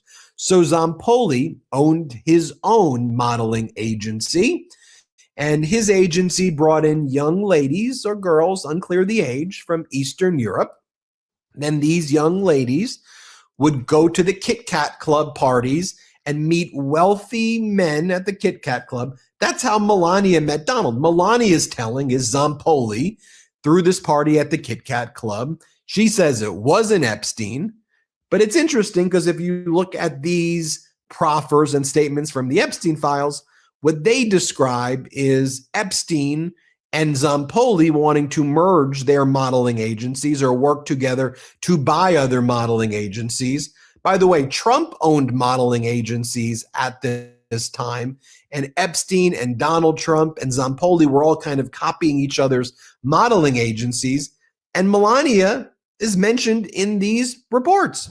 Hey everybody, Ben Meiselas here from the Midas Touch Network. I wanted to let you know about my podcast partner, Michael Popak's new law firm. It's called the Popak Firm.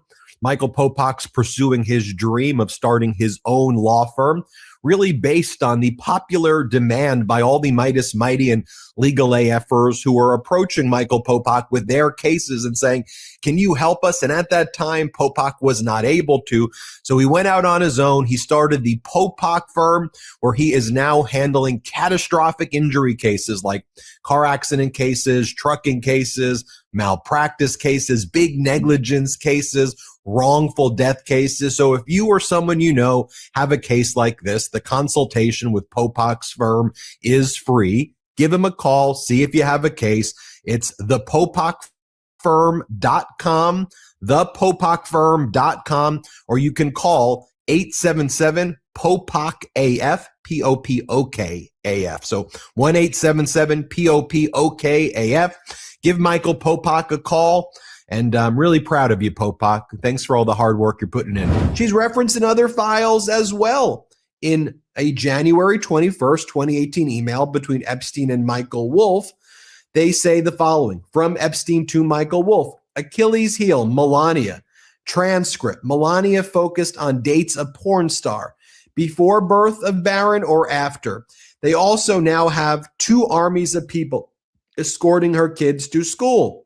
Friday, January 12, 2018, Jeffrey Epstein to Michael Wolff, holding up his shithole countries comment. His "I will sign whatever is put in front of me" clearly shows cracks in his mental state. Transcripts could drive him over the edge if Melania's story doesn't come out. How about Steve Bannon's messages to Epstein? Do you know Marion, Donald's new friend? Madeline Westerhout, very funny. Bannon goes, she is the receptionist. Good kid, Grudem.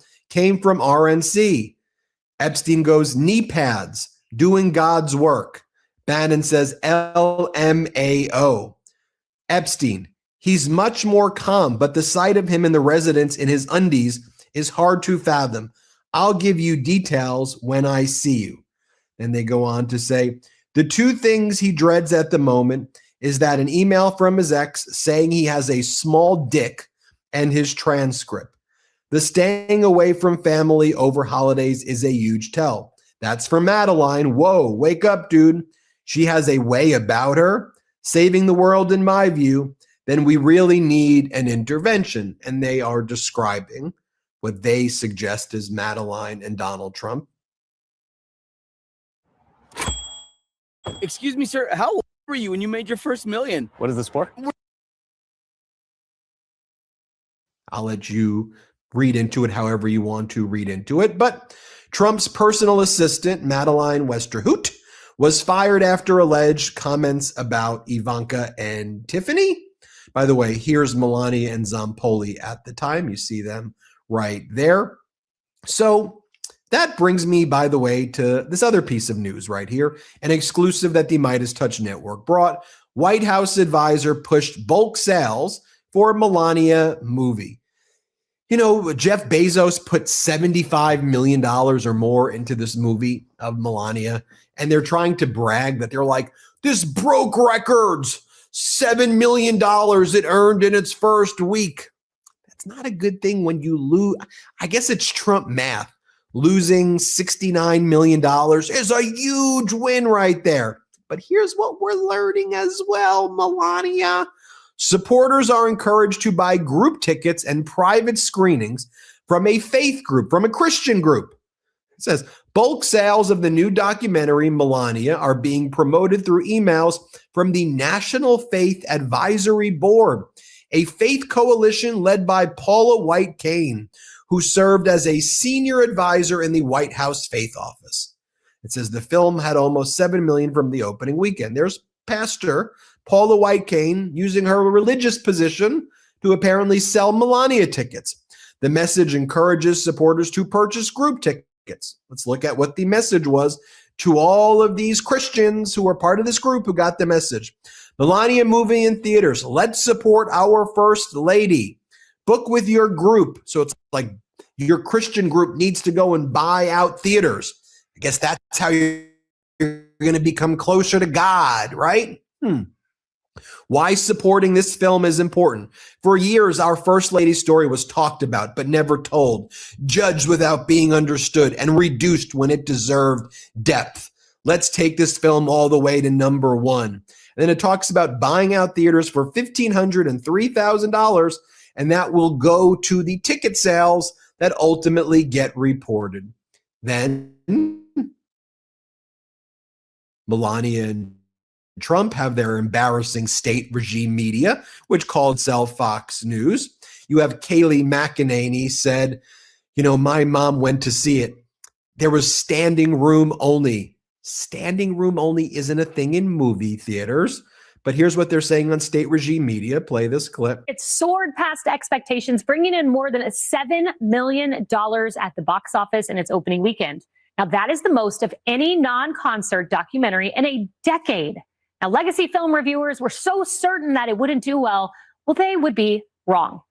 Emily, my mom went to this weekend in Florida. She said not only was the theater packed, it was, you know, standing room only. If you could like try to sneak in the back of the theater, people were cheering through it. They were excited. It was interactive. People interplaying with the film. She said it was just electric. Here's what Morrow is saying on state regime media. Play this clip. But what they're really worried about is if this is indicia for the midterms, because they're all saying, oh, it's done. We're going to control Congress. This is the indication that that silent majority is still out there. You think that's indicia of the midterms, that the Melania movie lost $69 million? Okay. Here's Campagno on the Melania movie. Play this clip. Yes, they are. Sorry. No, Women is just what they're worried about here. To analogize, remember when Laura Trump's song was #1 on Apple iTunes and no one talked about it? Yep. Our books that are all New York Times #1 bestsellers, no one talks about it. The whole point is the pop culture, the actual audience that is so popular and loves things are all of a sudden, they are mute on the left about the coverage. An IQ of 85 to 100.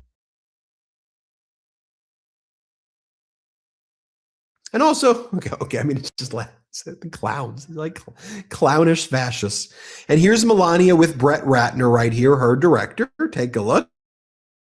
Here's Brett Ratner in the Epstein Files with someone who looks very, very young. The face is redacted. And then Brett Ratner went on Piers Morgan to promote the Melania film. And Piers Morgan said, so what's your response to the picture of you in the Epstein Files? And Ratner's like, oh, that's my fiance. And then Piers is like, okay, what's her name? I don't know her. I don't know who she is. Here, play this clip. As you know, a picture came out of you with Jeffrey Epstein with 2 apparently young women in it. What is your response to that picture? And what is your response to the wider scandal of the Epstein Files? Oh, well, that picture in particular happened around 20 years ago, out of 20 to 21 years ago, because that is a photograph of my fiance who invited me to this event. And that's where the picture was taken. I was never been in contact with Jeffrey Epstein before that photo, and I was never in contact with him after. So that's a picture of me and my fiance at some event. Wow. So who was the fiance, if you don't mind me asking? She doesn't want me sharing her name in the case, but that's my fiance, 100%. Was my fiance. But you're not still. I'm not. I'm going to say you're not still with them. No. He's not engaged. Yeah. It's the world's longest engagement. No, 20 years. 20 years ago, I was engaged to her when that photo was taken. Right. Yes. And your position is you never met Epstein before or after that picture, that night? No, never. Well, I'll let you judge for yourself, folks. Melania. What happened? Hit subscribe. Let's get to 6 million. And thanks everybody for watching. All right, y'all. So as y'all can see, there is some questionable things that have now been, found and reported in these files, these Epstein files. And Melania's connection and name, it seems to be all up and through. And so people are just asking, people are curious, what the heck is going on? And then Monty says, yeah, right, theaters packed where? Exactly. Like, where are the theaters packed? Shall we play a video and I think one of my lives yesterday with a lot of the responses, not just on Rotten Tomatoes, but on social media platforms, of people giving their feedback and what they really feel about this film. And it's a bust. It's a bust. Okay, the people don't want to see it. They don't like it. They don't understand what it's for, what it was done for. There's that, right? So we got that whole thing. And then now to find out, wow, name is all up and through, and connections all up and through with the Epstein files and situation. It's really nasty work. But I would ask us as intellectual forward thinkers, are we surprised? Are we really surprised that her name is connected to the Epstein files, that there's been communication with all these people? I won't say too much, y'all, because y'all know how I can get, and I want to be very careful with the things that I say, because this is a very tense and touchy topic. So I'm not going to say too much, y'all, but my personal opinion and my personal response to all of this is I'm not very much surprised. But anyway, y'all, we got to take a quick song break. After this song break, we're going to get into our very next topic that we're going to be talking about. And this one's coming from none other than the I've Had It podcast. Also, another amazing podcast and YouTube channel that you guys have got to check out. I love these ladies. And we're going to be talking about, or they're going to be talking about, the Trump administration has now been caught trying to bury whistleblowers. Tulsi is in hot water. We're going to get into that, y'all. We'll be talking more about that, and they'll be talking more about that. And y'all, with the comedy and not holding anything back. But first, we'll take this song break, and I'll be right back. We'll get that video up in just a moment, y'all. I'll see y'all in a bit.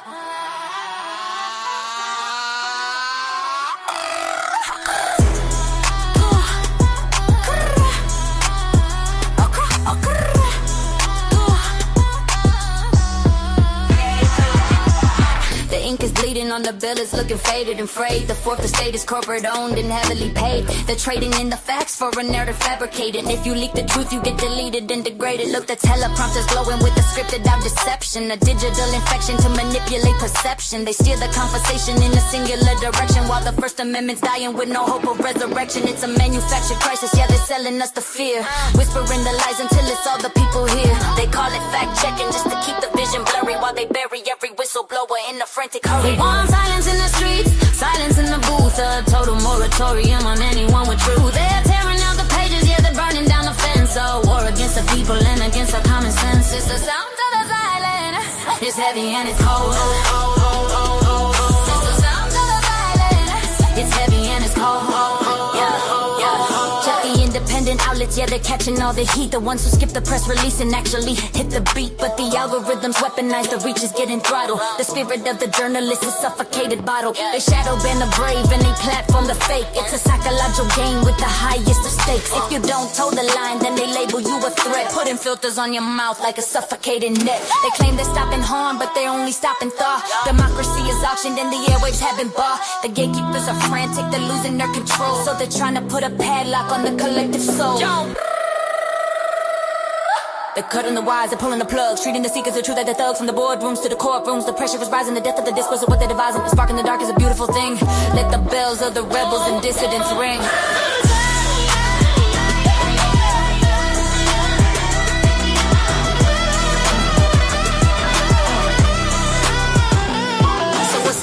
Of peace if the cost is your tongue. The songs of the ancestors are waiting to be sung. They want us quiet, compliant, and staring at the floor while they're locking up the exits and they're bolting every door. But the truth is a frequency they can't fully jam. I'm a man with a mind, I'm not a ghost in their program. No more silence.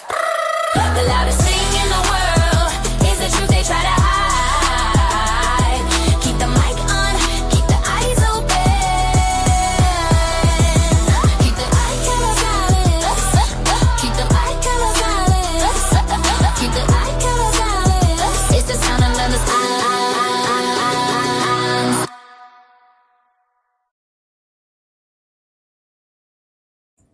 All right, y'all. So thank y'all for rocking with me with that song break real quick.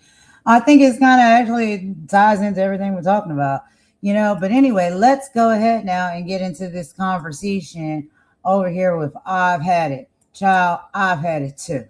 And this is why I really love listening to their podcast and their platform. If you guys have not checked them out, please head on over there and subscribe to the channel. Watch some of their content, like the videos, and share it with anybody else so you think will like it as well. And also become a member on the channel. I'm telling you, for real, these ladies break it down. They keep it real. They say the things that I really wish that I could say. They give me life. So let's go ahead and get into this, y'all. We are going to be talking about, like I said, Trump administration has been caught now trying to bury whistleblowers. And so we know that this is what they do. But let's go ahead and listen to this report from I've Had It podcast. Let's get into it. Russian agent forever, that it's really not even disputed. So the fact that she is the director of national intelligence is chilling. And then this report came out yesterday, and I know exactly where my mind went. The Daily Beast reports Trump's spy chief has locked up a potentially explosive whistleblower complaint against her as she battles with lawyers about sharing it with Congress, which I did not know. She is required to share these with Congress. So where did your mind go the minute you saw that? A whistleblower reported that she is mining information or doing Russian type things, that this is direct link to the Russian government. Yep. And interestingly here with this case, the inspector general that the whistleblower report was given to was fired. And so this is corruption and espionage and not borderline, I think probably treason at the highest levels. There's a reason that Donald Trump, when he went to get the ballots, he personally called Tulsi and said, you go to Georgia and you oversee this. So in my opinion, this is just my opinion, and I don't know why everybody's so shy to talk about this. Putin compromised Tulsi Gabbard a long time ago. She is the babysitter in the Trump regime for the Russian government to make sure everybody does all of the things that Vladimir Putin wants the United States of America to do. This is as serious as it gets. I haven't heard Chuck Schumer or Hakeem Jeffries say anything about this yet. That doesn't mean that they haven't, the flood the zone news cycle. Drop shipping paid for this car. No chance.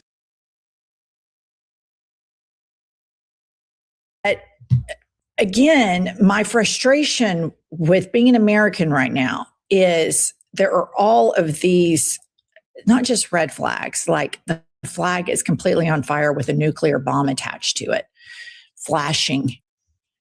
And what are the Democrats doing? And I realize that we are not the party in power, but I do acknowledge that they have microphones.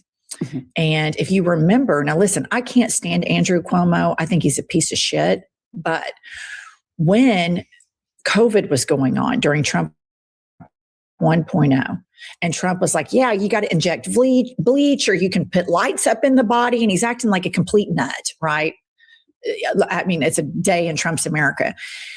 Cuomo brilliantly had these evening briefings. And I remember as a citizen in Oklahoma, I would sit and watch it because I was dying for leadership. I was dying for somebody to walk me through what was going on. We were terrified. It was this horrible pandemic, et cetera. Why, Chuck Schumer or Hakeem Jeffries don't have this kind of evening chat with the American people like what Cuomo did? I thought it was very effective. You had people all over the country watching it. And I think I know why. I think I know why they don't do this, because they're compromised by the same PACs that want Donald Trump to stay in control, and they are controlled opposition. And so it is my wish that there would be a coup within the House of Representatives and the Senate, and they would vote to strip both Schumer and Jeffries of their leadership positions. Listen, this is what the Republicans did. Yeah. They got little Moses Mike Grinder Johnson in there. And let me tell you what, he does Donald Trump's work for him. The only chance we have, because we have no institutional support, zero institutional support as Americans that oppose this regime. The only way that we can get institutional support right now would be for Chuckles and Hakeem to be ousted from their chairs, and we get real fighters. I mean, Chris Van Hollen, Elizabeth Warren, Chris Murphy, somebody in the Senate that's really going to hammer. And then on the House side, we get Ro Khanna, somebody who was going to fight, step up to the microphone all day, every day, and start playing offense. Instead, we're playing defense back here, twiddling our thumbs when Tulsi Gabbard is fighting, which we all know this is not good. If she's fighting this hard, this is full-blown, straight-up treason with 1 degree, 0 degree separation from Russia, my opinion. No, I completely agree. That was my first thought. This is some kind of Russia deal. We have more proof. And then just pop this up, Kylie. We see that the reason they're saying they can't turn it over, and I thought this was super important. It's locked in a safe. Disclosure of its contents could cause grave damage to national security. Here's the deal. Is there any more damage you can do to national security than having a Russian agent as the director of national intelligence? Like, color me stupid, but that seems to me to be the gravest danger. And I'm like you, where are the leaders coming out against this? Even the super rah, Republican strong defense, national defense people, like, this is fucking serious. We have an alleged Russian agent with shit in her safe that she can't turn over to Congress. And it's been going on for months because of grave threats to national security. And I feel like we're just kind of just now hearing about this. And that troubles me so very greatly, because I'm with you. Like, Ro Khanna, he's got his face out there. Robert Garcia has his face out there. I bet more Americans could recognize Ro Khanna than Hakeem Jeffries. I don't know. Maybe I'm crazy. I would just add to this that there is always, with everything that the Trump regime has done, it isn't just happening all of a sudden. With it, as it relates to Russia, I always remember this clandestine recording that happened with Paul Ryan, Kevin McCarthy, and I can't remember who the other player was, where they said, Donald Trump is definitely on Putin's payroll. This stays between us, right? This stays. And then there was a California congressman, I believe it's like Rauschenberger was his name. He's definitely on Putin's payroll. And I don't think this guy's in office anymore. And then they spoke about another senator, and they were having what they thought was a private conversation. So when you look at what's happening with ICE, is this new to America? No, it's just new to white Americans. Right. We actively ignored the issues with over policing and lawlessness and murders by police forces in Black communities. We ignored it as a country because it wasn't happening to white people. And now we ignore, in the past, we've ignored all of these whispers about Russia. So this is where I get frustrated with the Democratic Party. Why? If Hillary Clinton was screaming this in 2016, Tulsi Gabbard is a Russian agent, Donald Trump is compromised by Putin, Donald Trump will be Putin's puppet. She was clear-eyed. She was Secretary of State. She got major, massive security clearance. She knows a lot more shit than any of us do. She was screaming it from the rooftops. Biden gets in power, appoints Merrick Garland. None of this shit's investigated. Congress doesn't dive into this. What about that recording? Why didn't we haul Kevin McCarthy? Who told you these people are paid by Russia? And so that's my frustration with everything that's happening right now in the Trump regime. None of it is surprise. We're all fascists. Right. There are breadcrumbs. Even the bombing of the boats in Venezuela, there are breadcrumbs to our military doing immoral and illegal things, even under Democratic presidents. And so that's my frustration with a lot of this. And that's why I think our plan moving forward, listener, is we have to elect fighters, beat Republicans, but we also have to have a comprehensive plan that puts in guardrails and rectifies these weaknesses that our republic has.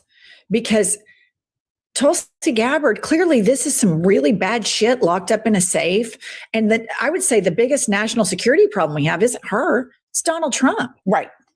I mean, this guy is like, hey, you want our AI chips? Yeah, I'll sell them for you. Give my family $500 million. Well, who do you think who paid for all that scientific innovation? The American taxpayer. Who's profiting from it? Donald Trump and Dumb and Dumber, his sons. Mm-hmm. Why aren't the Democrats screaming that all day, every day? And I will concede that there's so much corruption that it's difficult to have a daily nonstop resistance to it. But I do think if you look at what, and again, Cuomo, total piece of shit, don't like him, totally effective, what he did during COVID. Every single night he had press conferences. They're going to have to do something other than going to an AIPAC luncheon and talking about how, as a United States Senator chuckles, number one goal is to make sure we keep giving our money to Israel to kill little kids. We do the fun stuff. Riverside handles the rest. Smart.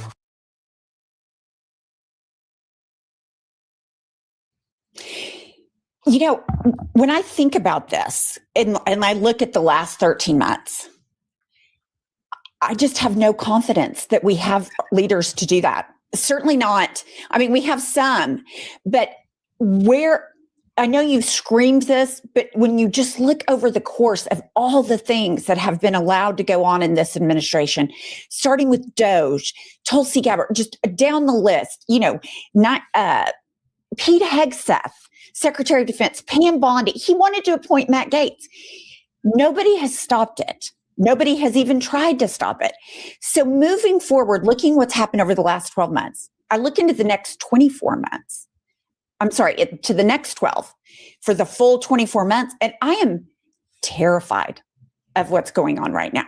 And I try not to get bogged down in it, but it is scary to think the elections, Russia, all of this corruption, it goes to we no longer have the power. So that's why I'm so thankful for your message about we the people have the power. Movements are the people, because I get really bogged down in looking at what has been done and what's going to be. Okay, moving on. Now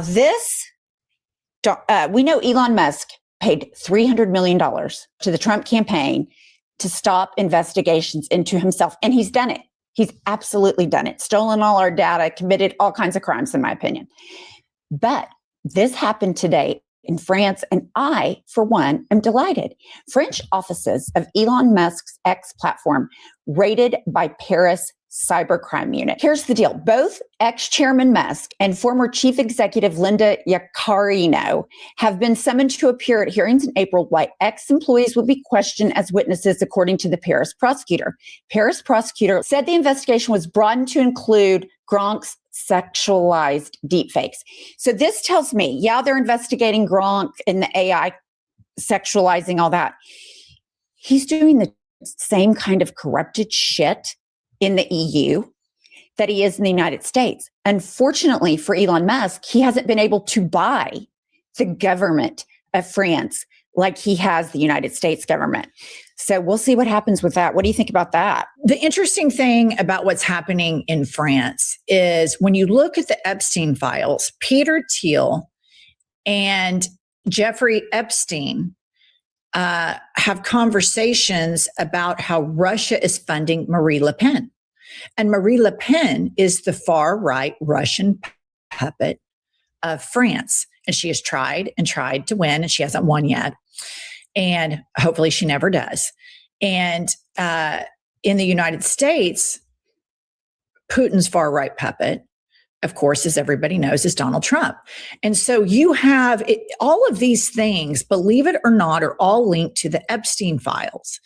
So number one, Epstein files, child pedophilia, child photographs of sex crimes. This is not kiddie porn. These are criminal evidence of a crime. Whenever you see images of children being raped or sexually abused. Those are crime scene photos.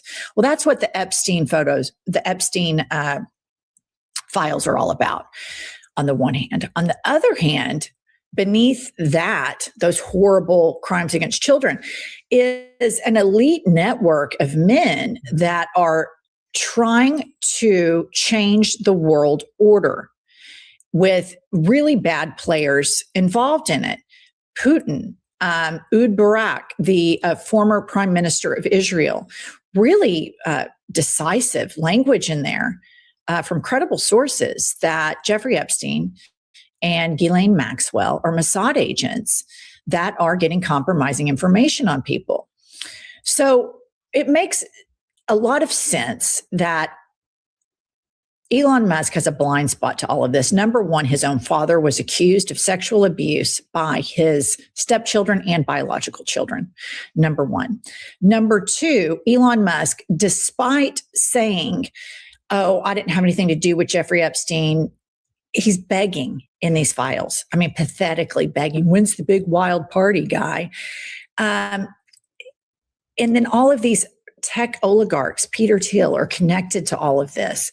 And the fact that when you think about France and you think about what they're doing right now, that makes you understand exactly why Elon Musk started. He's trying to provoke change in Europe, which Peter Thiel and Jeffrey Epstein celebrated Brexit, which has been a disaster for the UK, an absolute disaster. But these forces that fight wars via propaganda, psychological warfare, that is what Putin has invested in. He has rich American oligarchs that are helping him do this. And it's, of course, for Elon Musk, who clearly is a complete weirdo. He's not going to do anything about Grok and it producing child sex crime photos. He's not going to do anything about that. What he would rather do, instead of having the moral position, is he would rather fund Marie Le Pen, because he doesn't want accountability. And the whole thing we have to remember. What if your small business could run a TV ad on the number?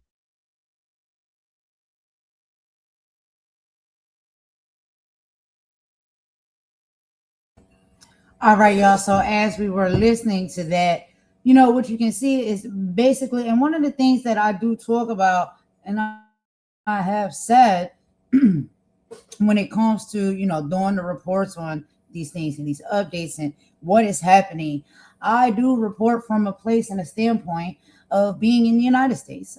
That's where I reside. That's where I live. But when I say that a lot of this has an effect globally, the things that we're seeing playing out when it comes to geopolitics, these are things that are happening globally. And so as you just heard them even say, you know, what are the effects here that's going to happen when it even comes to the UK, the United Kingdom, right? And there's other countries and stuff involved in this as well and connected to all of it. So it's not just about a certain set group of us. It's about all of us, because in some shape or form, as it trickles down, it's going to affect in some type of way on a global level what is happening and what is going on. And so we'll dig into that, y'all. We'll have those conversations. We'll talk about it in even more detail and stuff, you know. And if anybody, this is an invite, if anybody wants to come and talk that does not live in the United States and lives in another country, and they talk about, you know, how we're seeing how all of this is playing out and affecting other countries, whether for the good or the bad. It can be on either side, right? And we see the decisions and stuff that are being made from other world leaders in other countries now, because they're hopping off. We don't even have the same relationships that we used to have when it comes to NATO and geopolitics. Like, we're losing bad. We're down bad. We are down bad. And if you can be in a place where you want to be honest and realistic about what's really going on, you can be able to say that without any guilt or feel as though you're turning against your country. I'm not, right? Honestly, child, if I could relocate and move, I would.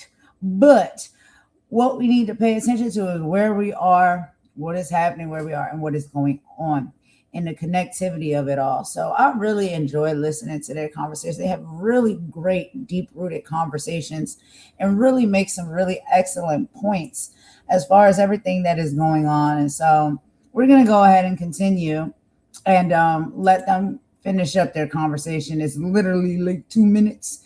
And then after that is done, y'all, we're going to go ahead and get into the celebrity tea and gossip of it all. We're going to be talking about, you know, the big blowout or whatever that has happened now between Nicki Minaj and Trevor Noah after, you know, the skit and the jokes and stuff that he made at the Grammys. She didn't take too well to those jokes, but we've all been clowning and joking on her and keeping it real about how it is she's moving and she's operating this. So it is what it is, y'all. But you see how people is nasty work, their nasty work. You call it out, whether you do it with comedy or truth, with facts or evidence. And then when they get busted and they're seen for who they really are and how they really are and how they really move and operate, then they just double down on being nasty work. And then they start digging, going, you know, below the belt and all that type of stuff. So classic example, right? But we'll get into that video in just a minute. Let me go ahead and let I've had it and Jennifer and them finish, and then we'll take a song break and we will get into MAGA Minaj and her so-called crash out for getting mad at Trevor Noah for making a actual truthful joke. All right, let's go ahead and get back into the video, y'all. This movement is the driving force behind it is how do we avoid accountability? The American public has told Trump, here's exactly how you avoid accountability. The Supreme Court has told Trump, here's exactly how you avoid accountability. Accountability will give you immunity. And so this is, all of this I feel like is coming to, you know, a blister, a boiling point. The European Union is very aware that the forces that have taken down America have their sights set on them. J.D. Vance's language regarding the European Union is unbelievable. Ukraine right now is suffering immensely with Russian attacks, and their ally, the United States of America, that promised after they gave up their nuclear weapons that we would provide for their national security. And we aren't doing that. Why? Because we know in the EPSTEIN files that Trump is compromised and blackmailed by Putin. And even in the files, Epstein is advising them on how to blackmail him. It's as clear as day. And so, of course, Musk is in this. I say good on France. Raid the shit out of him. And I hope the EU fights these nefarious American immigrants like Peter Thiel and Elon Musk, because the immigrants I want here are all of the ones that are in detention centers. I want all of those kids released. I want all of those family people released. These are good, hard-working people. The immigrants I want in detention centers are Elon Musk and Peter Thiel, period.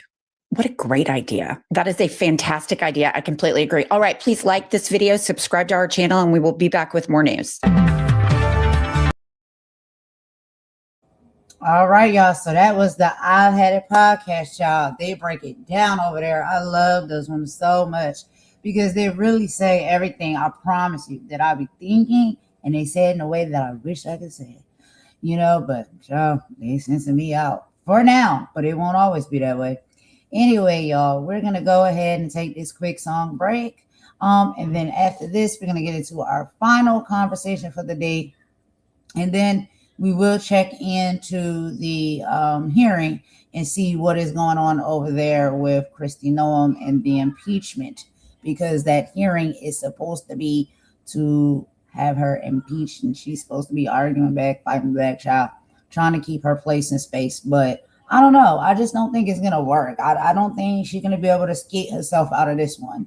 It's been too much that's been done, and the severity of what has been done, people have seen it with their own two eyes. We have bear witness to too much of it. And I'm sorry, boo. You're just not the proper fit. You're not doing what needs to be done. And we can't have it no more, you know? And I think us as the people This is what our votes are for. This is what our voices are for, to speak up and say how we feel about the choices and decisions and the people that are in these places and spaces. And I know there is a lot of voters' remorse because, you know, they will sit there and argue to you and say, well, hey, you voted for him. Well, not me, child. I didn't. But there are some people out here that did. But now that I think they see how things are playing out and how it's all going down, they're seeing what's really important, how people are being treated, and them even being wrangled up, right, in all of this as well, thinking possibly when they voted that some of these things that these people said that they were going to do when they sought out to have these positions and be in this administration, they actually are doing. And there's, I think, people that thought that they would be exempt. They didn't think that they would be people that would be affected by these choices and, you know, these things that these people wanted to do. But now that they are, now, you know, they feel like, oh, shucks, you know, bad decision. Yeah, we could have told you from beginning, bad decision. But we're not going to make anybody feel bad. This is not about shunning or shaming anyone. We all have made decisions in our lives and probably will make decisions in our lives that we regret later because for whatever reason, right? We might not have been in our right place of mind. We might have thought it was going to be a good decision, and then it turns out not to be. The outplay turns out not to be within the best favor. And so, you know, that happens. We won't shame or shun anybody for that, but this is where we are. So anyway, let's take this quick song break. We'll get into this Nicki Minaj versus Trevor Noah. And then after that, we'll check in and see what's going on over there with KRISTI Noem's impeachment. We will be right back, y'all.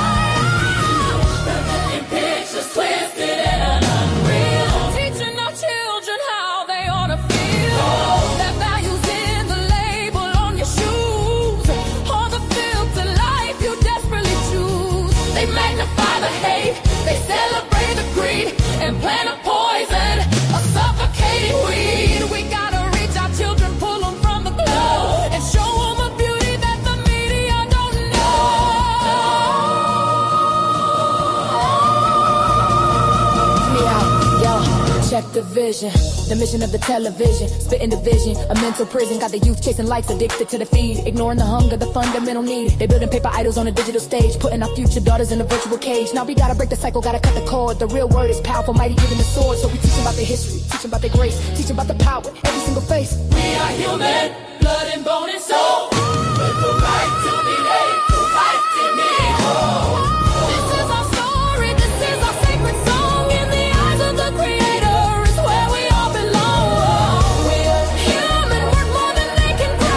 Beyond the hateful whispers and the loaded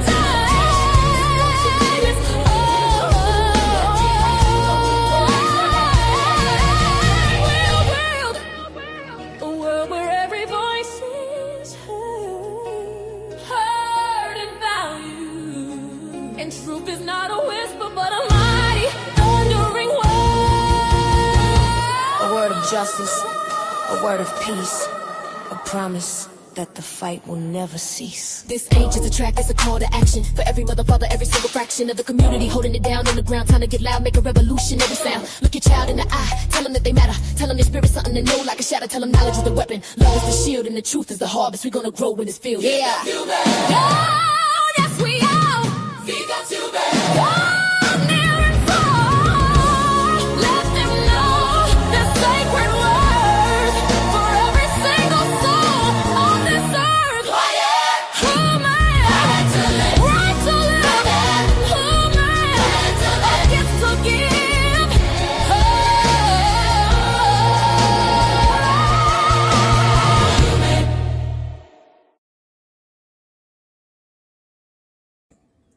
All right, y'all. I hope y'all like that song. I really enjoy that song.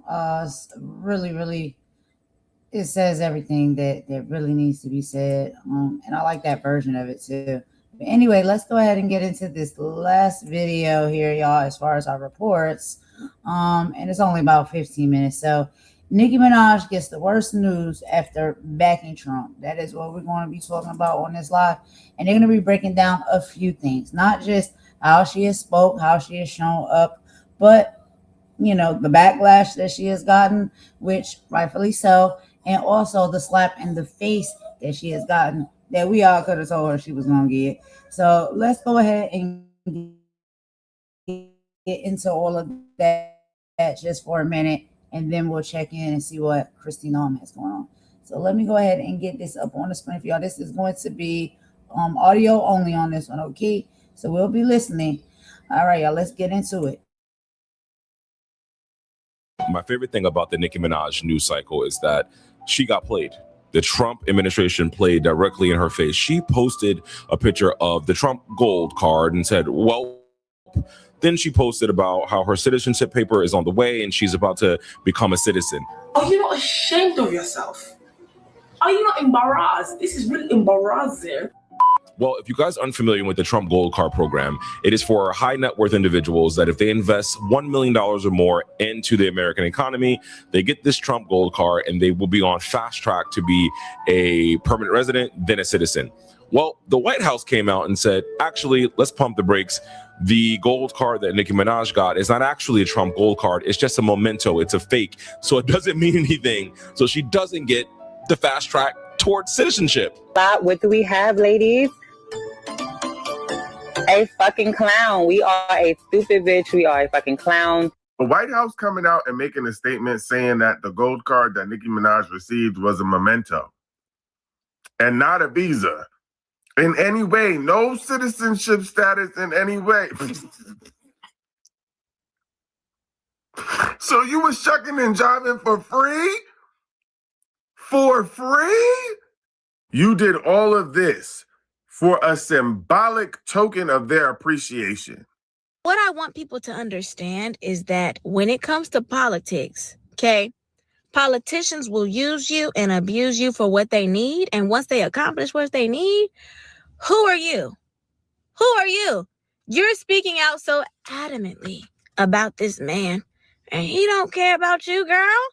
You see how fast they cleared that up? You see how fast they cleared that up when you was talking about some, well, exactly. They said, oh, let me just clear this up real quick. We don't want anybody thinking, you know, we actually gave a woman who looks like she's of African-American descent anything.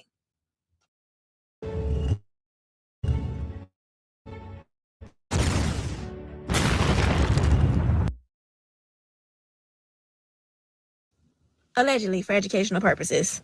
Anyway, goodbye. Honestly, if I say I am shocked by this Nicki Minaj situation, I would be lying. It's funny, yes, but shocking? No, it's not.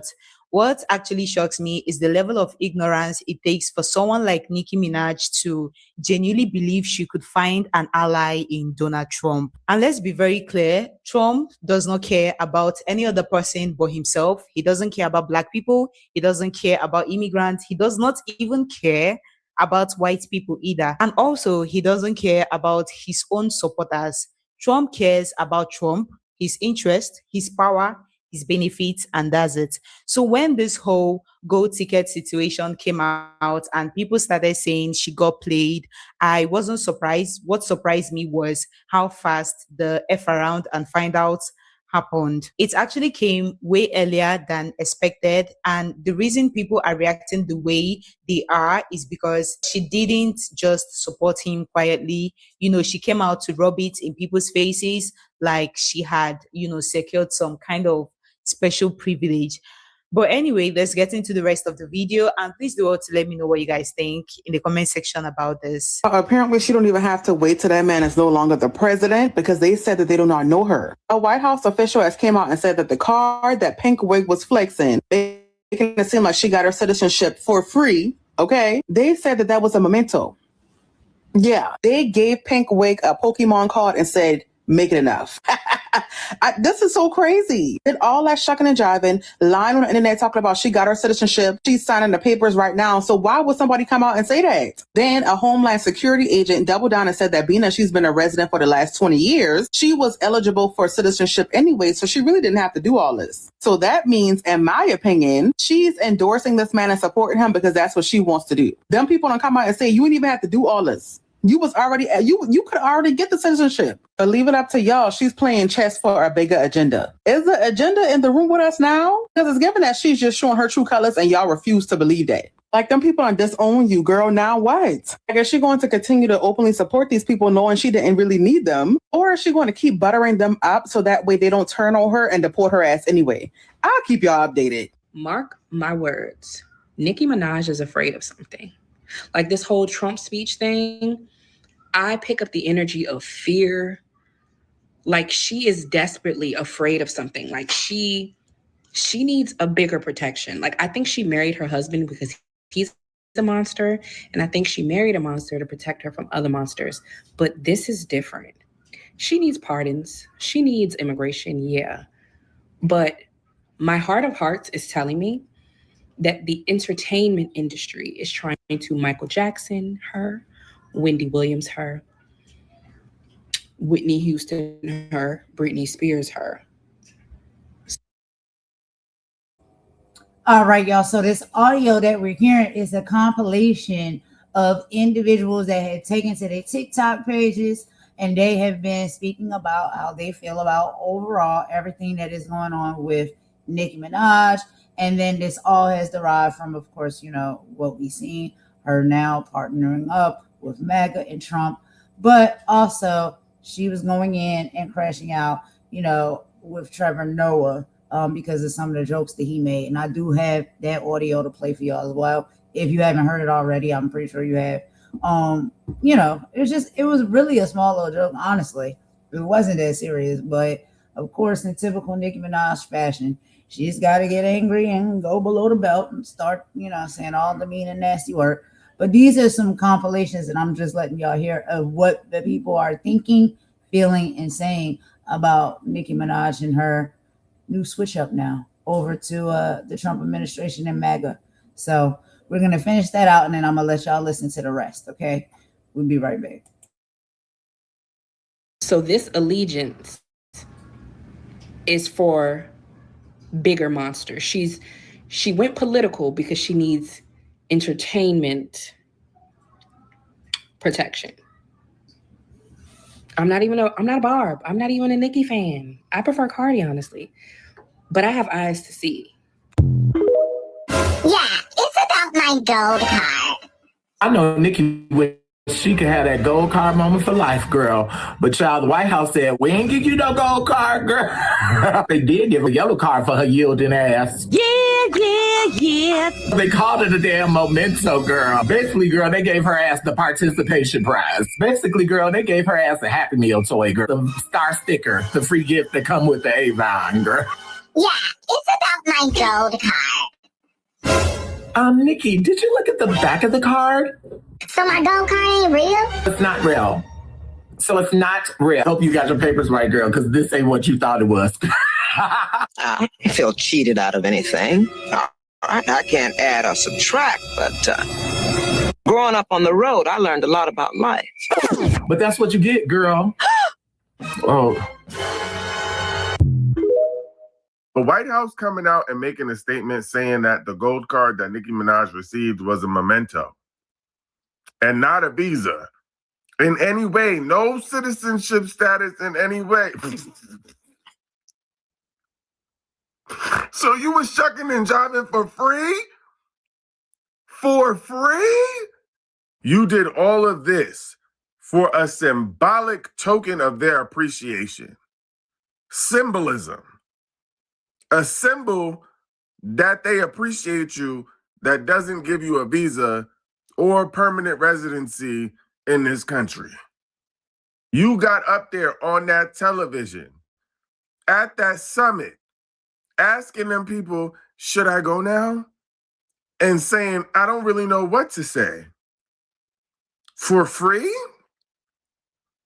For free? Now, this is some next level. I don't even know what to say at this point. I don't even know what is there to say for free?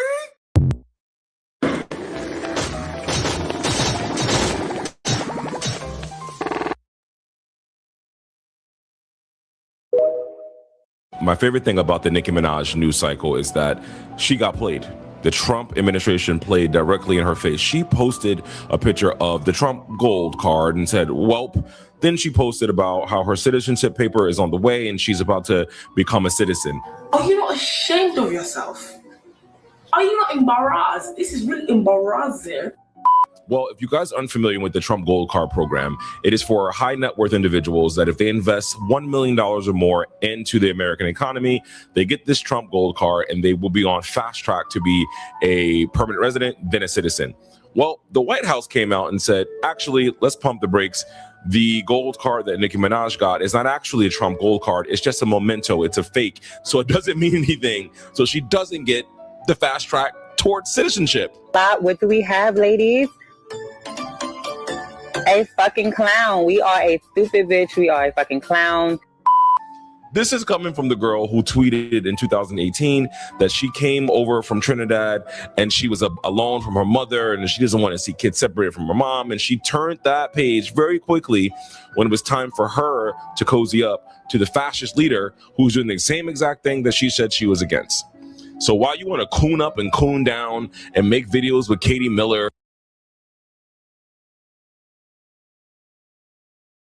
and act like you are the conservative queen, they played in your face. They used you the same way they use the Latinos, the same way they use all coons. And you got played with because you're still a fucking immigrant. Peace. I need all my Nicki Barbs to come to the front. Well, what's going on, Barbs? What's going on? They saying that this shit was fake? No, Barbs. Did your girl do all this for nothing, thinking that she played shit when they was playing chess? So we know Nicki the post of this. She laughing, she chilling, she saying, what y'all thought I sold out? I was just trying to get my gold card, even though she already had her green card. But y'all, Barbs, why they just come out and say your girl was just for the memes? They didn't really fuck with her. You switched on us. This is why we say these niggas don't love us. They don't like us. They only use us. And we still want to kiss ass. And you know why? Because we always want to do better than the other black person. I'm not gonna lie. Nicki might have been trying to play a game, y'all, but they was playing a game too. They needed the blacks. She needed a card, the official one. Because after this, her green might not be good. Can Nicki come back from this, y'all? So you mean to tell me that Nicki Minaj got on here telling people, well, I got my Trump card, this gold card of citizenship, and because of my great president, allegedly, and da-da-da-da-da, just for the White House to come out and say, oh no, that wasn't citizenship, baby. That was a souvenir for your contribution. They said, thank you for your contribution, girl. That'll be all from you. That'll be all. And you know, what I want people to understand is that when it comes to politics, okay, politicians will use you and abuse you for what they need. And once they accomplish what they need, who are you? Who are you? You're speaking out so adamantly about this man, and he don't care about you, girl.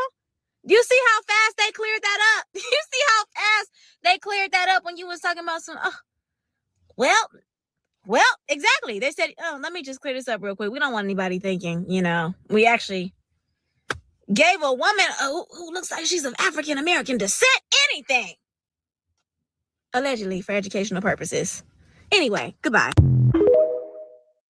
I had hoped that Nikki was doing this for that card for her citizenship, and she made it seem like that's what she was doing this for. All for the White House to come out here and embarrass her and let everyone know that that gold card that she was laughing about on Twitter was just a souvenir. Now, my thing is, they didn't even have to come out and say that. They could have just let her believe that it was actually a citizenship gold card and she bought her way in or she got it for free, whatever. They could have let her believe that and just run with it on the internet.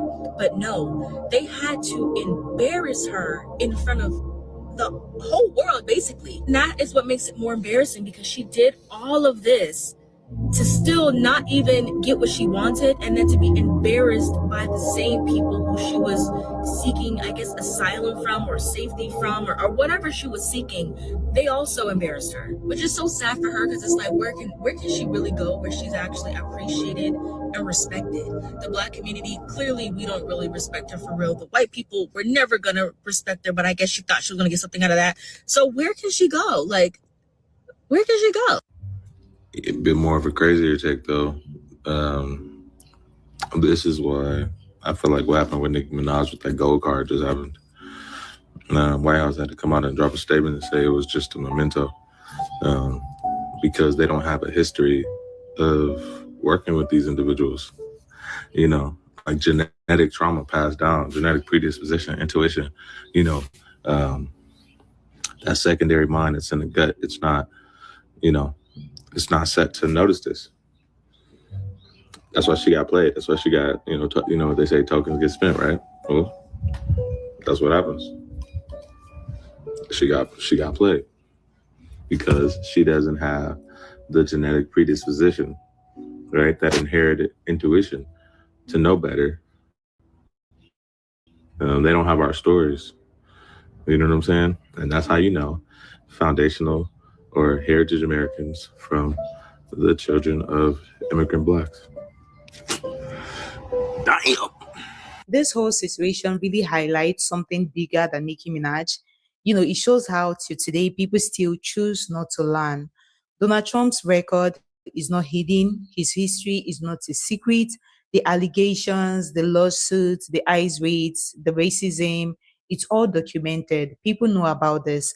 And yet people still convince themselves that they will be the exception, that somehow if they show loyalty, if they show praise, if they align themselves closely enough, they will be protected. And history keeps proving that's wrong. Trump does not reward loyalty. He uses it. The moment it stops benefiting him, you become disposable. And that applies to politicians, supporters, celebrities, and everyday people alike. And what makes this situation worse is that Nicki Minaj already had privilege.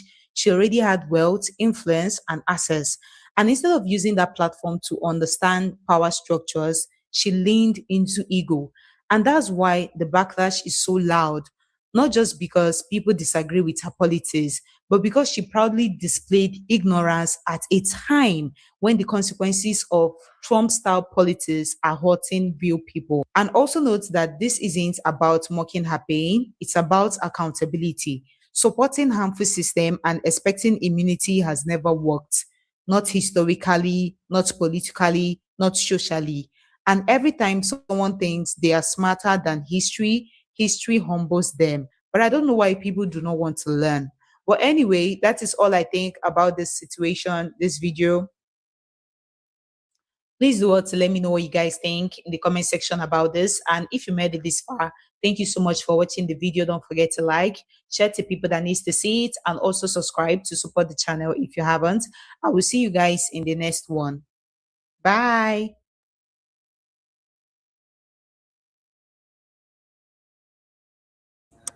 All right, y'all. So that video basically is just so y'all can hear a bit of what everybody, not everybody, but a lot of people were saying on the socials and stuff, specifically on TikTok, child. It was going in over there. But I'm gonna let y'all listen to what Trevor Noah said or whatnot. If you hadn't heard or whatnot, you know, he is a comedian, and so this is what comedians do. You know, they poke fun, they make jokes.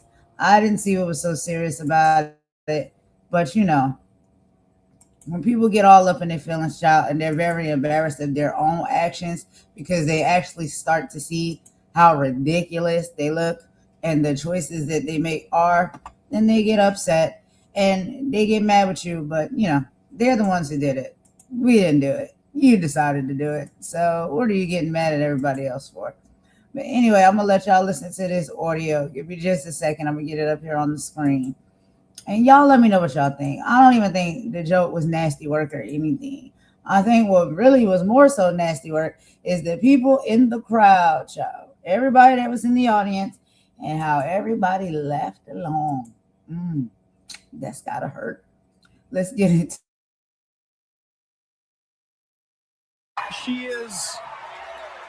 She is still at the White House with Donald Trump discussing. She is still at the White House with Donald Trump discussing very important issues. Actually, Nikki, I have the biggest ass. The Grammys hadn't even reached their first award when Trevor Noah detonated the night with a joke that instantly split the room.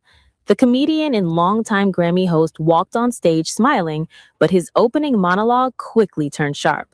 According to the live Grammy broadcast, Trevor paused and announced Nicki Minaj is not here, and before he could continue, the arena erupted. The applause wasn't polite, it was loud, sustained, almost celebratory. Cameras cut to shocked faces, laughing celebrities, and a crowd that clearly understood the punchline before it even landed. In that moment, the absence of one artist became louder than any performance. Trevor Noah let the cheers ride for several seconds, visibly amused by the reaction. Then he doubled down. As captured in clips circulating immediately after the telecast, he joked that Nicki was still at the White House with Donald Trump discussing very important issues. He followed it with the Trump impression that pushed the bit even further into chaos. The crowd howled. Some stars buried their faces laughing. Others looked stunned. The joke fused pop culture, politics, and celebrity feuds into one explosive opening salvo, setting a tone that felt less like an award show and more like a late-night roast broadcast live to millions. One of the most replayed moments didn't even come from Trevor. It came from the audience. Viewers watching the broadcast spotted Chrissy Teigen in the background giving what looked like a thumbs up and mouthing bye as the crowd celebrated Nicki's absence. Social media users quickly isolated the clip, turning it into a meme within minutes. Entertainment commentators noted that the reaction symbolized how deeply polarizing Nicki industry goals. Crowd wasn't just laughter, it felt perfect. The segment trending, she fired back on social media. In a tweet that quickly went viral and was screenshotted across entertainment outlets, Nicki made a bizarre and unfounded allegation referencing Trevor's supposed boyfriend, attaching photos of Jay-Z to the post. The message confused fans and critics alike. Observers pointed out that Nicki has been publicly feuding with Jay-Z Nation for over a year over financial disputes she claims remain unresolved. Her response shifted the story from comedy to confrontation almost instantly. Industry watchers say the tension didn't come out of nowhere. Nicki's relationship with Roc Nation has reportedly been strained since last year, a dispute widely covered in music business reporting. Trevor's joke may have tapped into that ongoing friction, whether intentionally or not. By the time her tweets spread across timelines, the Grammy monologue had transformed into a full-blown celebrity flashpoint.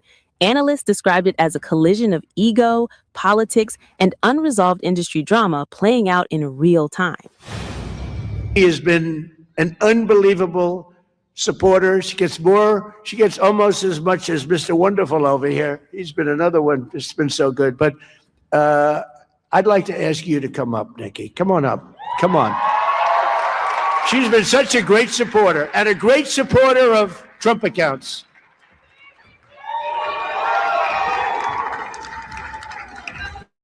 And I said, I'm going to let my nails grow because I love those nails. I'm going I'm going to let those nails grow.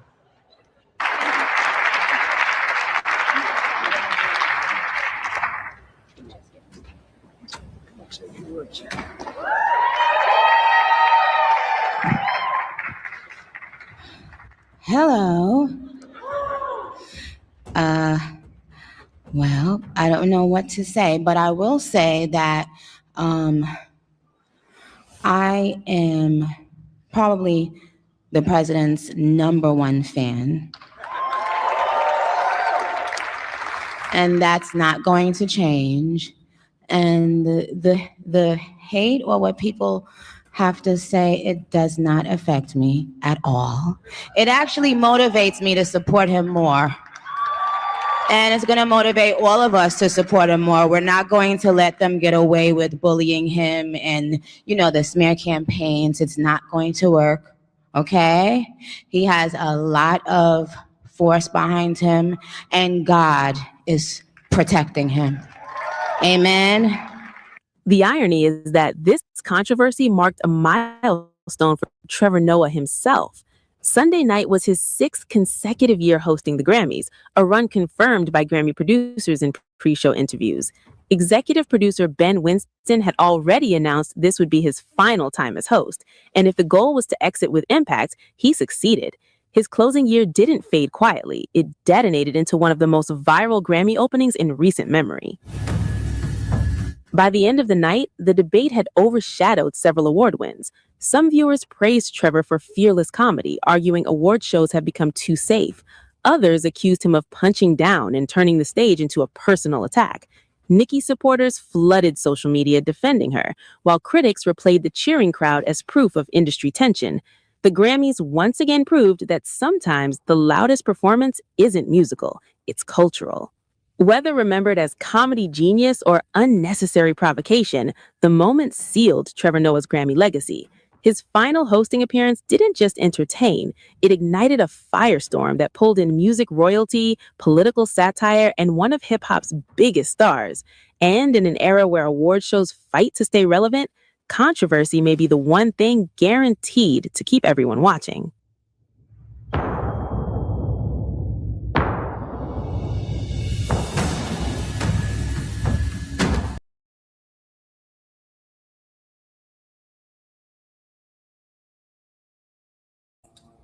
Well. What do y'all think about all of this that's going on with Nicki Minaj and Trump and the MAGAs? What now side it seems she has taken for probably her own personal reasons? We can't be sure. Again, all of this stuff we can say it's alleged. I mean, it's been put out here, in the public for us to see and bear witness to. And then we just can have our own thoughts and opinions about all of it. Honestly, it's not really too far-fetched from what we typically see happen when it comes to some of these celebrities that are very, selfish. They've been this way their whole career. It's part of their, personalities. We see it. We know it. They care about self. They're self-inflated. They give off very much narcissistic vibes. It just is not surprising to me that she would be moving and operating in this direction the way that she does, based off of what we've seen from her over the years and how she is as a person. But what I do think is funny is that little gold card, child. So she thought that gold card was going to buy her, a seat, I guess, to citizenship. But really, it was just like, thank you for coming. Here you go. Like those little mints that you get when you go to a wedding or something like that. Child, I cannot be sure. Y'all let me know what y'all think about all of that. But before we leave about here, and I know we have gotten on the longer side of things today because some of these reports and stuff, they're kind of very detailed. But we're going to go ahead and get into 5 news. And they got some, just some updates and some reportings as far as this impeachment when it comes to KRISTI Noem. Y'all know that we watched in the beginning of the live, we watched the video of the actual hearing. And now as the hearing has progressed, we have some reports on the floor about what exactly was discussed and is happening and where we're at now. So I just want to go ahead and play that for you guys, and then we'll get up out of here. I'm going to end it with a bop And then, you know, I'll be back later on this evening with some more things to share with y'all that we got to talk about and get into as well. But let me go ahead and get this one up again. This is a news reporting. So under copyright 107, we're going to go ahead and show that one to y'all because we can cover the news over here for educational purposes and news reporting. So let's go ahead and get into this last video real quick from 5 News, and we'll be out. Meanwhile, Department of Homeland Security Secretary KRISTI Noem is facing fresh criticism today following Saturday's deadly shooting in Minneapolis.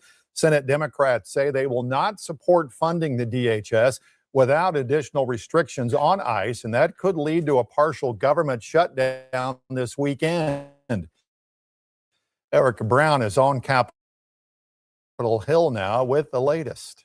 There are new calls Wednesday for DHS Secretary KRISTI Noem to be fired or face impeachment proceedings in the wake of Saturday's shooting death of Alex Preddy by federal agents. She clearly doesn't know how to manage. She's never managed a large organization, and she's failing at every possible measure of the job. Republican Senators Tom Tillis and Lisa Murkowski have joined congressional Democrats who are calling for her ouster, even as President Trump continues to stand by her. You have confidence in them?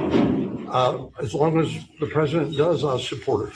Other Republicans are calling for an independent investigation. At no point in time do I see an assault, and I don't think anybody in America believes he was assaulting those officers. The backlash to the Minneapolis shooting has led to a showdown here on Capitol Hill. Senate Democrats are vowing not to fund the Department of Homeland Security unless reforms to immigration and customs enforcement are put in place. Rein in ICE and end the violence. That's our goal. Lawmakers have until the end of Friday to reach a deal or face a partial government shutdown, something both sides say they want to avoid. Americans want accountability. So let's have a separate vote and a separate debate. I think the administration is willing to sit down with them and have a discussion, perhaps a negotiation about how do we move forward. But the one thing I do know, and that is that a government shutdown is not in anybody's interest. Congress has already passed 6 bills to fund various parts of the government, but 6 more remain. Erica Brown, CBS News, Capitol Hill. Introducing Augment Code Review, the current best code review.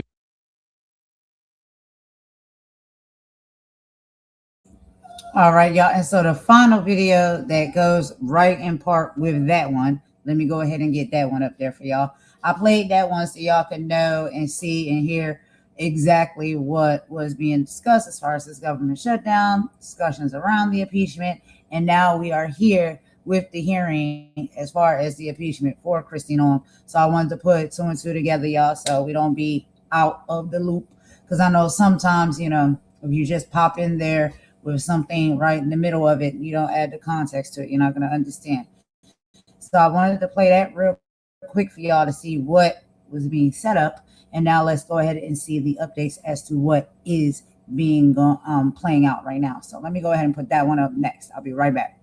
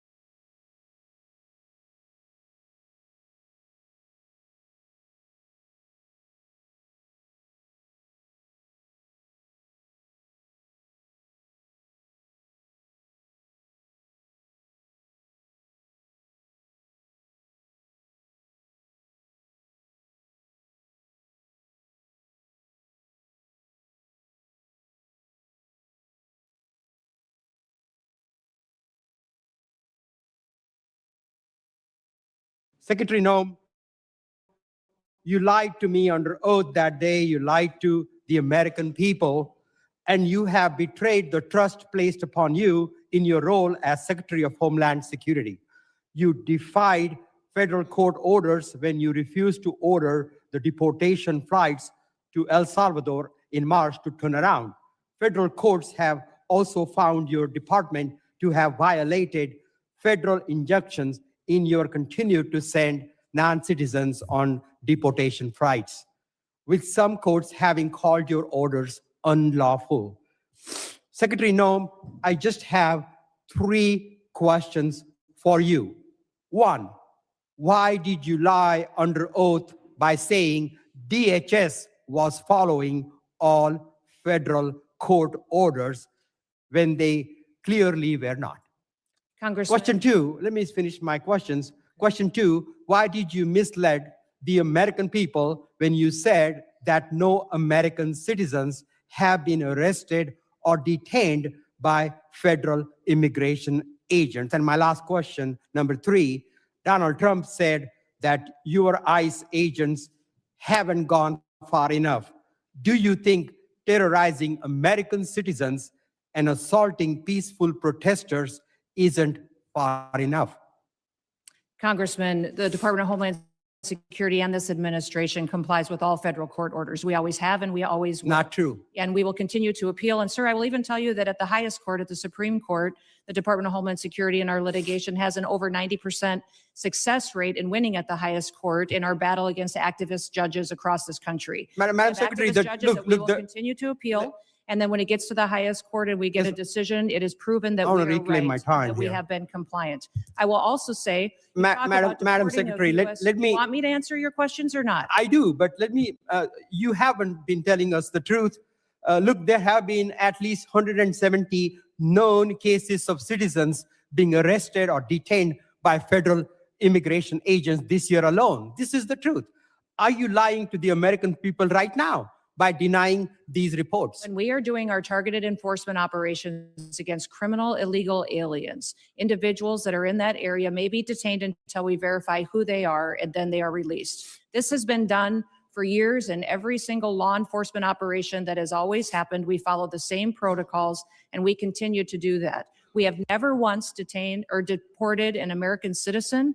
We have not held them and charged them. When we find out and verify their identity, then that is when they are released. You also asked about ICE agents going far enough. Sir, I will tell you that every single ICE agent, CBP agent, federal law enforcement officer that's out there doing their work every day, none of them will rest until our communities are safe. None of them will rest until Secretary Noem, it is a fact that you ignored federal orders. And our children and our grandchildren can grow Let up me in a reclaim my country that time truly here, is please. safe. Let me reclaim. Secretary Noem, it is a fact that you ignored federal court orders in March and in May of this year. Do you plan on ignoring more federal orders? We always I'm comply with all federal sick court of your lies, and the American people demand the truth. Because you keep saying it doesn't make it true. I am sick of your lies. The American people are sick of these lies. American people demand truth. America is very happy that finally they have a president in the White House that gets up every day to keep them safe. Madam Secretary, your incompetence and your inability to truthfully carry out your duties of Secretary of Homeland Security, if you're not fired, will you resign? Sir, I will consider your asking me to resign as an endorsement of my work. Thank you very much. I yield back my time. Gentleman yields back his time. I'll remind members that they are entitled to ask questions during their time. Witnesses are entitled to answer those questions. Members are entitled to reclaim their time. So if we're going to have questions and answers, please allow it. You can reclaim your time if you want, but witnesses are here voluntarily. Please at least give them a chance to answer the questions that you're asking. I now recognize the gentleman from Texas, Mr. Pfluger, for 5 minutes of questions. Thank you, Mr. Chairman. And it's unfortunate that our colleagues on the other side of the aisle for 5 straight years now have no concern for anything worldwide threats-wise. And I have proven that. We're supposed to be talking about worldwide threats, but unfortunately, we're talking about homeland threats in our homeland. And Director, can you just reaffirm the number for us of people that match the terror watch list that are in our country? There's 18,000 known and suspected terrorists in the country right now that came in under Joe Biden's watch. 18,000. 18,000. That's unbelievable. It's unbelievable. And that's just what we know of, Congressman. Secretary, despite even members on this committee that have called our law enforcement and ICE and DHS and Border Patrol and other agents names and slandered them, I support you, and I support what you're doing to secure the homeland. The Working Families Tax Act allocated $13.5 billion to the Department of Homeland Security and the Department of Justice to reimburse states for the cost of the Biden-Harris administration's open border policies. No state suffered more than Texas.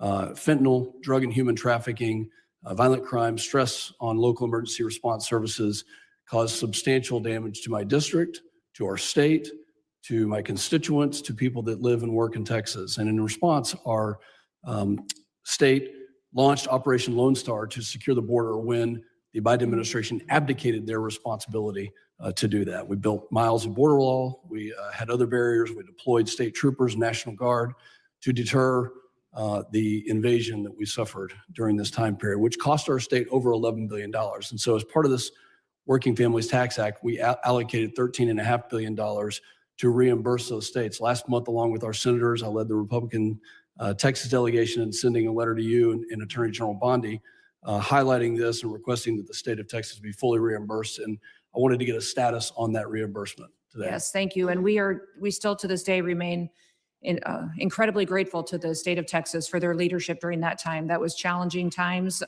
devastating times for what we saw happening down there. And Texas stepped up in a way that was absolutely incredible. So yes, those dollars are being formulated and allocated. If you remember, many states deployed their National Guard down there. I was governor of South Dakota at that time, and my National Guard was deployed down there as well. So reconciling the costs for every single state and looking at that allocation, we're making sure we're doing due diligence to make sure that it's appropriated correctly.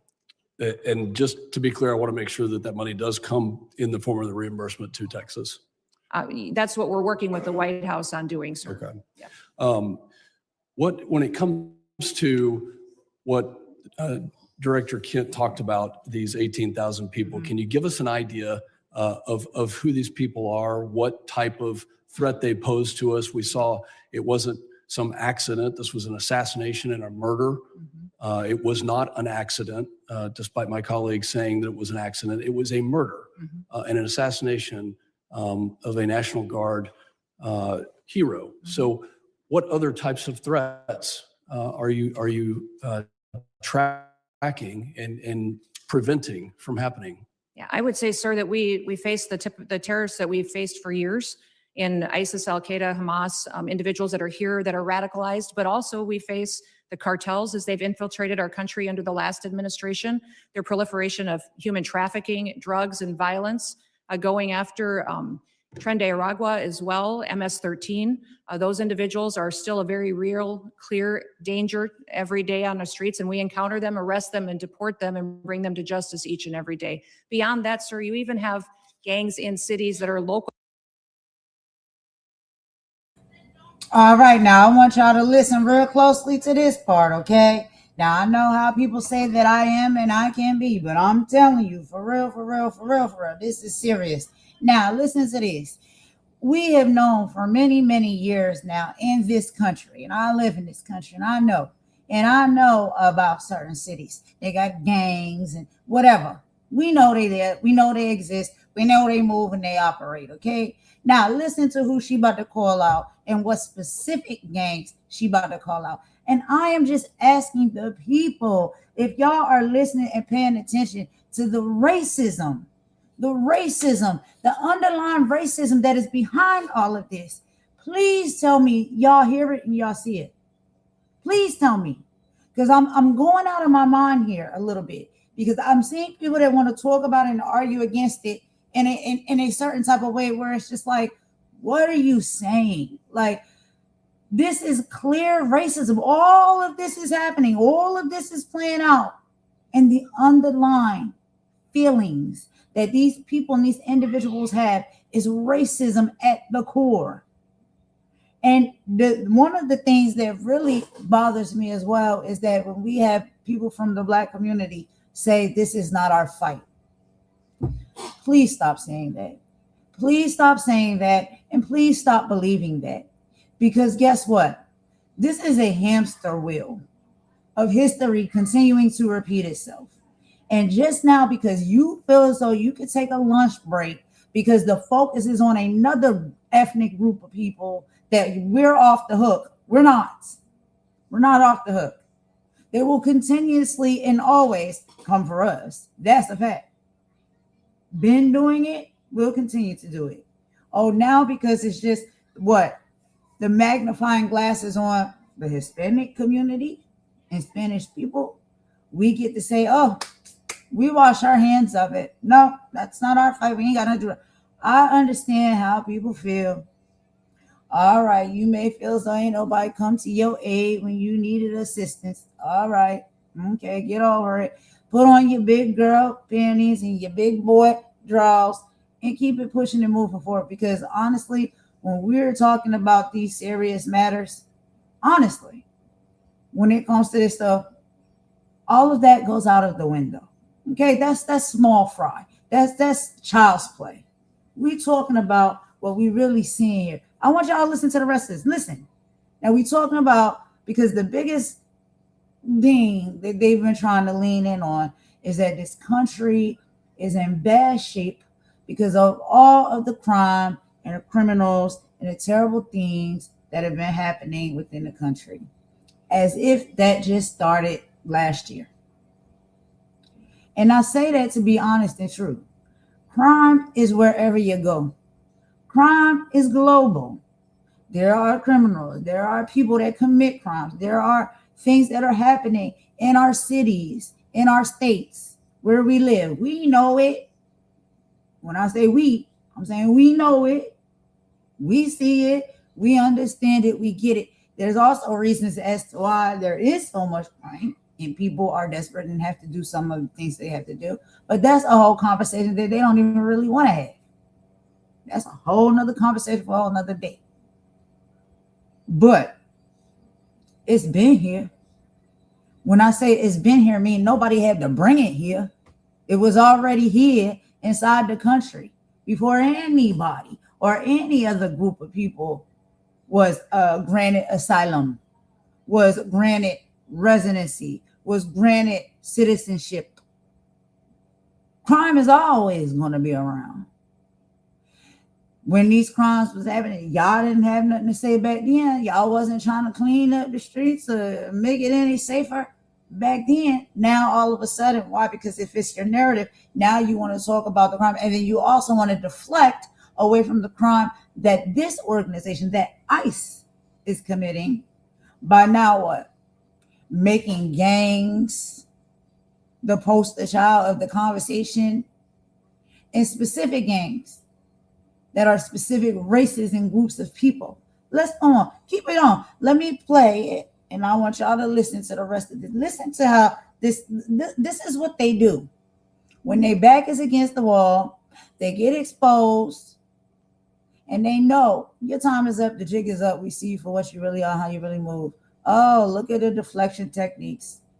Now you want to deflect. Now it's all about the gangs, right? Okay. Let's keep going and listen to what she about to say. That are terrorist organizations. The Latin Kings in Chicago are absolutely terrorists to their communities, and we work every day to make sure that we're protecting those communities. So I could not prioritize one over another because they're all killers. They're all killers, and they all are destroying families each and every. Who she just called out? The Latin Kings. The Latin Kings. I'll repeat it yet another time. The Latin Kings. Who's being targeted by ICE right now? Hispanic people. So the main group that you say, or gang that you say is bringing so much havoc to the communities, is the Latin Kings, because that is convenient for you to say, because y'all are targeting Hispanic people right now. Do y'all not see how this works? And look how angry she's getting. She's getting angry because it's coming from a place of racism. I showed y'all, and if y'all want to listen back to one of my other lives, I showed y'all several years ago 2 different speeches that she made. This is a person who was fighting for the Second Amendment talking about guns, talking about, yeah, we got the right to have our guns. She's hunting. She's doing all of these things, right? We're bearing arms. We will not stop. It's our rights to bear arms. I will choose violence. That's what she said. That's what she believed in. Now, all of a sudden, all of this violence and this crime is a problem because there's a certain targeted group and race of people that you don't like and you no longer want in this country. So you'll find anything to say and any issue to make up to make people feel equally the way you do, when really it's coming from a place of hate. Y'all ain't care about that. Y'all did not care about no gangs in this country that are in this country. These are not people that are from outside of this country.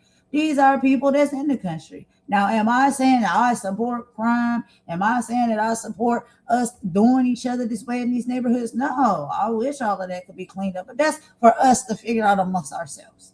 But for y'all to come in and bring ICE in here and try to weaponize this ICE organization group that y'all put together to go after certain races of people now because you no longer want these races, the people in this country, because you want to make America great again, back when America was what? Majority white. I have to say it the way I have to say it. It is what it is. And I don't know. It's my personal thoughts and opinions. And I don't know if anybody agrees with me or feel that way as well. But I'm telling y'all, that's what I see when I look at it. When have y'all really cared? When have y'all really cared about crime and violence? Not when we got dirty cops and detectives that equally commit the same amount of crimes and violence, that work with the gangs, as long as they're getting their pay. Huh? That will go and steal the paraphernalia, that will go and steal the money that they made, snatch it up, put it in their pocket before they put it in the evidence locker. Yeah, don't act like we don't know that. And those cops typically are white. Let's just be real and call a thing when we see it. We live in these communities. We see how things move and operate on these streets, in these cities, in these communities. We know. Y'all don't care about that. As long as you get a benefit from it, you turn a blind eye to it. So when did you really start caring about crime in this country? When? And to sit up here and gaslight the American people or the people in this world, period, as if this is why y'all are doing this, because you care. You want to clean up the streets. You want to take crime away. You want to make people safer. How, Sway, when we got ICE that is unaliving people in the streets, that are separating people from their children, running up in schools and churches and workplaces, snatching people up, hemming them up, putting their knees on their necks, throwing them in the back of unmarked vans and driving them to Lord knows where, but say, oh, we're going to just send them back where they came from, which you don't even know half of the time where people come from, because we are a melting pot here in this country. So you cannot just look at somebody's skin tone. You cannot just go by somebody's accent and say that they come from Puerto Rico, they come from Haiti, they come from Somali, because of what you think they look like, how they talk, how they dress, who they worship. Now you done made it up in your mind, you know where they from. All the while, these people were born right here on this soil. But you're going to hem them up and drag them off, saying that they don't belong in this country. It is hatred, it is prejudice, and it is racism. And we need to call it out for what it is. And I'm tired of staying quiet about it, because I see it for what it is. And we've been seeing it. We've been experiencing it. And it's not stopping. It's getting worse, because we're turning a blind eye to it as if it's okay and it's allowed to happen. Oh, this is America. Won't catch me slipping, because I see it for what it really is. And I'm not angry, and I'm not bitter, and I'm not attacking anybody. I'm passionate about what I'm saying. We must wake up and smell the coffee beans here. There is a racism problem in this country and in this world. It is. And until we start speaking about it truthfully, displaying it, I mean, this is what they're mad about because it's playing out in 4K HD Ultra.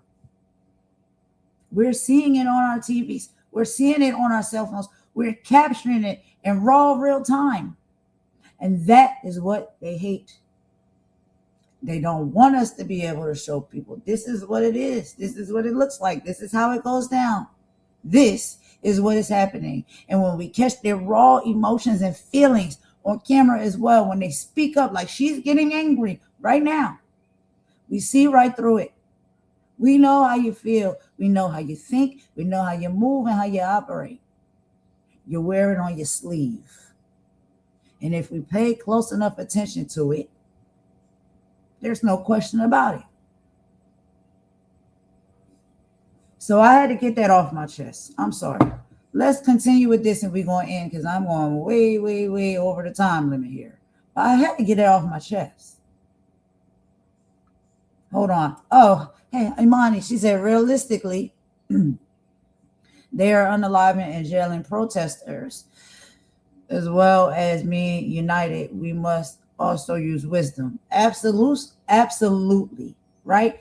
And you see how she tried to just tiptoe and tap dance her way across that question. Ma'am, even if your argument that you're making is, oh, these people are criminals, oh, these people are dangerous, they're doing this, they're doing that. But the ones that we have proof that y'all have been detaining and hemming up are citizens. They have not committed no crimes. They don't have no records. They go to work. They go to their jobs. They have their families. They're not wreaking havoc and harm in the country. Why are they being hemmed up and beaten up? Why are they being unalived? Can you explain that to us, please? She couldn't do it. She couldn't do it because they know at the core, the truth is there is no answer. You have no answer. Let's keep going a little bit more and then I got to end this. I apologize. Every day. For both you and Director Kent, do terrorist organizations around the world, such as ISIS, Al-Qaeda, and others, still have an intent to attack America, to attack our homeland, to utilize every method? Absolutely. Our intelligence and our information that we deal with every single day is addressing those threats on our streets here in the United States. Director Kent, can you give us an idea of what those tactics, techniques, and procedures could be that we need to stay alert of? Honestly, the attacks of October 7th, the decentralized and just barbaric nature of that is the new terrorist playbook. They're not looking necessarily for a spectacular attack like we had on 9/11, but targets of opportunity like we tragically saw with the terrorist attack in Washington, D.C., these smaller cells or even individual operatives taking action. That's what has us very concerned, combined with just the sheer volume. My time has expired. Secretary, thank you for your commitment to reimburse Texas. I yield back. Gentleman's time's expired. I now recognize the gentleman from Rhode Island, Mr. Magaziner, for 5 minutes of questions. Madam Secretary, how many United States military veterans have you deported? Sir, we have not deported U.S. citizens or military veterans. I don't believe you served in the military. I haven't either, but I think you and I can agree that as Americans, we owe everything to those who have served our country in uniform, particularly those who have served in combat. Do you agree with that? Sir, I believe that people that are in this United States that are citizens have legal status here. Madam Secretary, we are joined on Zoom by a gentleman named Se-Jun Park. He is a United States Army combat veteran who was shot twice while serving our country in Panama in 1989. Like many veterans, he struggled with PTSD and substance abuse after his service. He was arrested in the 1990s for some minor drug offenses, nothing serious. He never hurt anyone besides himself, and he's been clean and sober for 14 years. He is a combat veteran, a Purple Heart recipient. He has sacrificed more for this country than most people ever have. Earlier this year, you deported him to Korea, a country he hasn't lived in since he was 7 years old. Will you join me in thanking Mr. Park for his service to our country? Sir, I'm grateful for every single person that has served our country and follows our And laws. can you please and tell knows Mr. that our Park laws why are you important deported and him? every one of them needs to be enforced. But you understand that many veterans struggle with PTSD, many veterans struggle with substance abuse challenges. This man took 2 bullets for our country. You have broad authority, by the way, as Secretary, to issue humanitarian parole, to do deferred action. Will you commit to at least looking at Mr. Park's case to see if you can help him find a pathway back to this country that he sacrificed so much for? I will absolutely look at his case, but I want you Thank to you. remember that Madam our Secretary, the programs man need to have behind integrity you, as please well. stand up, sir. His name is Jim Brown from Troy, Missouri. He is a Navy combat veteran who served our country in the Gulf War. He's married to a woman named Donna, who came to our country legally from Ireland when she was 11 years old. She has lived here for 48 years. Because of you, Jim's wife, Donna, has been in prison for the last 4 months. She did not come here illegally, and she has never committed any crime other than writing 2 bad checks totaling $80 10 years ago. She is currently in prison and facing deportation. Ms. Noem, will you thank Mr. Brown for his service to our country? Thank you, Mr. Brown, for your service to our country. Now, what possible explanation can there be for locking up his wife for 4 months when she has committed no crime other than writing a couple of bad checks for $80?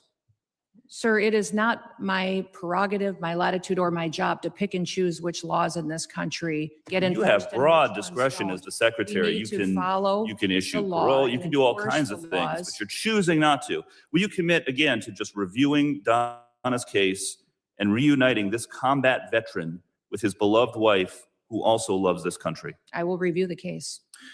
Now, Madam Secretary, you've already heard the story of Lance Corporal Alejandro Barranco, the United States Marine veteran who is behind you, who also has 2 brothers who are United States Marines. Will you thank Lance Corporal Barranco for his service? Thank you for your service. His father, Narcisco Barranco, is a landscaper in California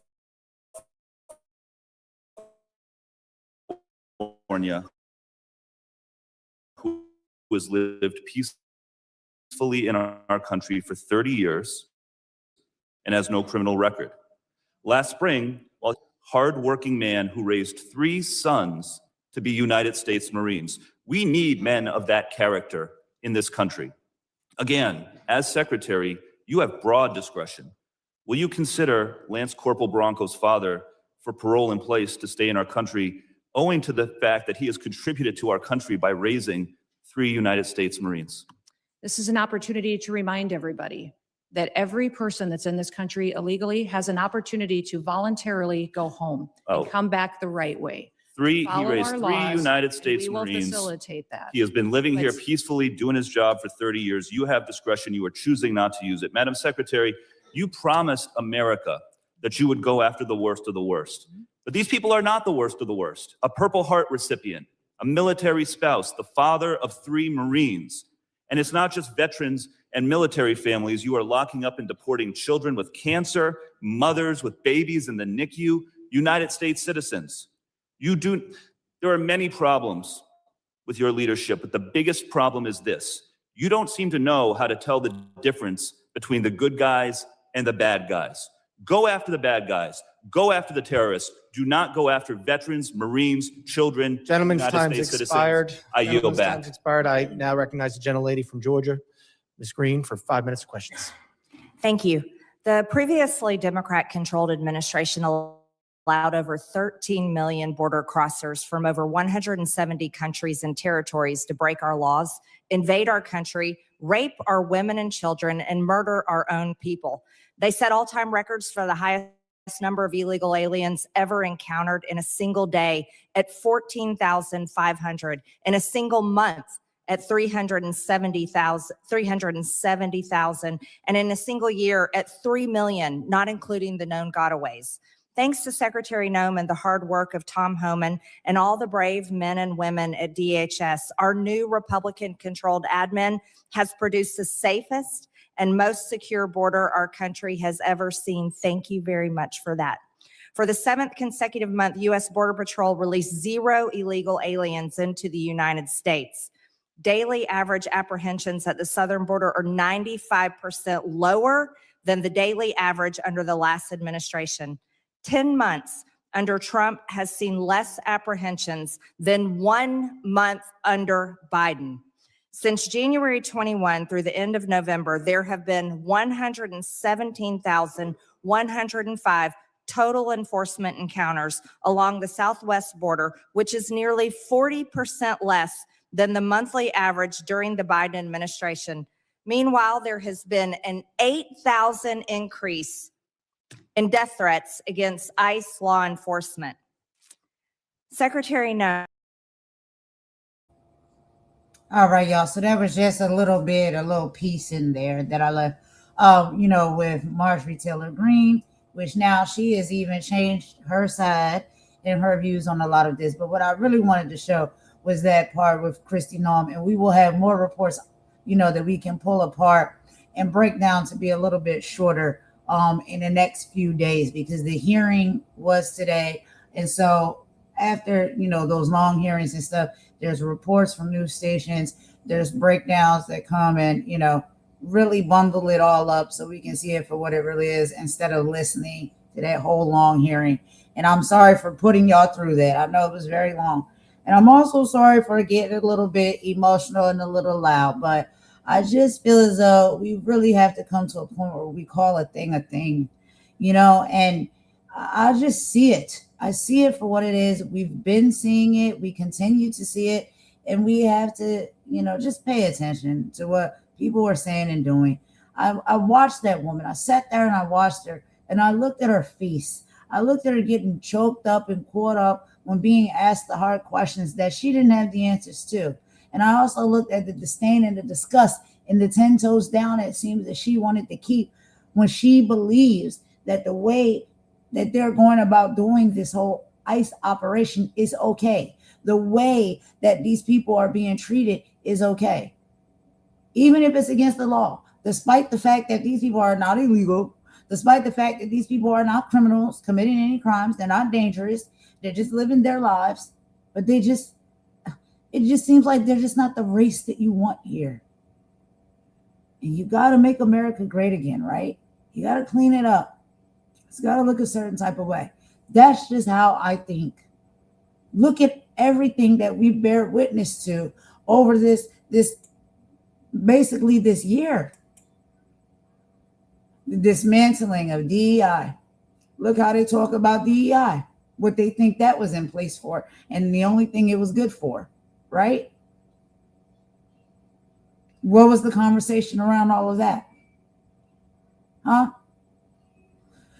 We've had people that admit it. If I go and I see that there is a black pilot, I'm not getting on that plane because I don't think that they can fly it properly. The people will tell you exactly what they think and how they feel. And if we just don't listen to it or take any heed to it and think, oh, that's just a joke, hee hee ha ha. It's not a joke. This is really how people feel sometimes. Not all, but some. And a lot of these things that they're doing and they're putting in place, I just believe, my personal belief, at the core of that, it is because we know what? History tends to repeat itself. But anyway, y'all, I'm going to go ahead and end us with a bop. And I will talk to you guys later. Thank you for rocking with me this long. We did go over in time. It's not supposed to be this long, but I had a lot, to play there and talk about and get out.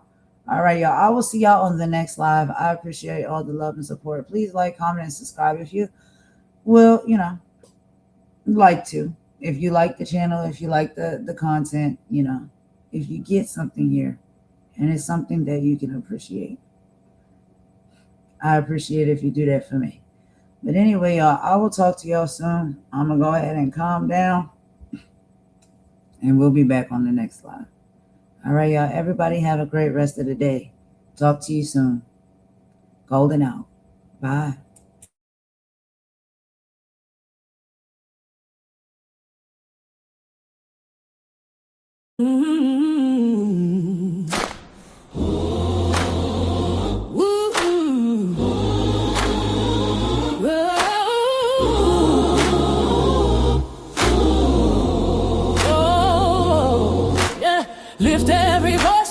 sing till earth and heaven ring. Ring with the harmonies of liberty. Let it ring out loud. Let our rejoicing rise high as the listening skies. Let it resound loud as the rolling sea, like the mighty waters. Sing a song full of the faith that the dark past has taught us. We remember it all. Sing a song full of the hope that the present has brought us. Hope is alive, yeah. Facing the rising sun of our new day begun. Let us march on. Let's keep marching till victory is won. Stony the road we trod.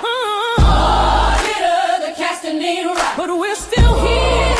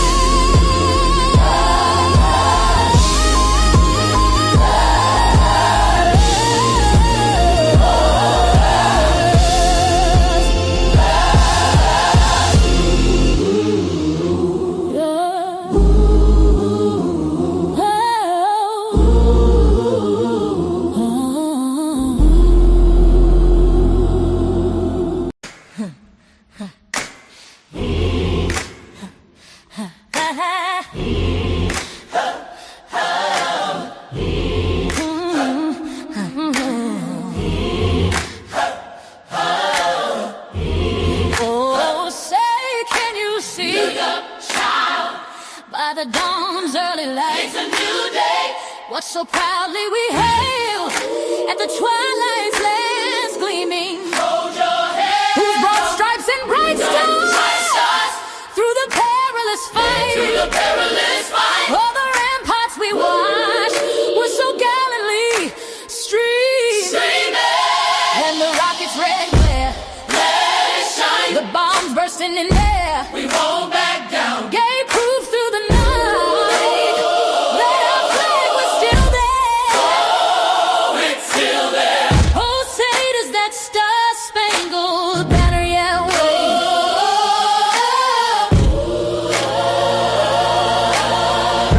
For justice.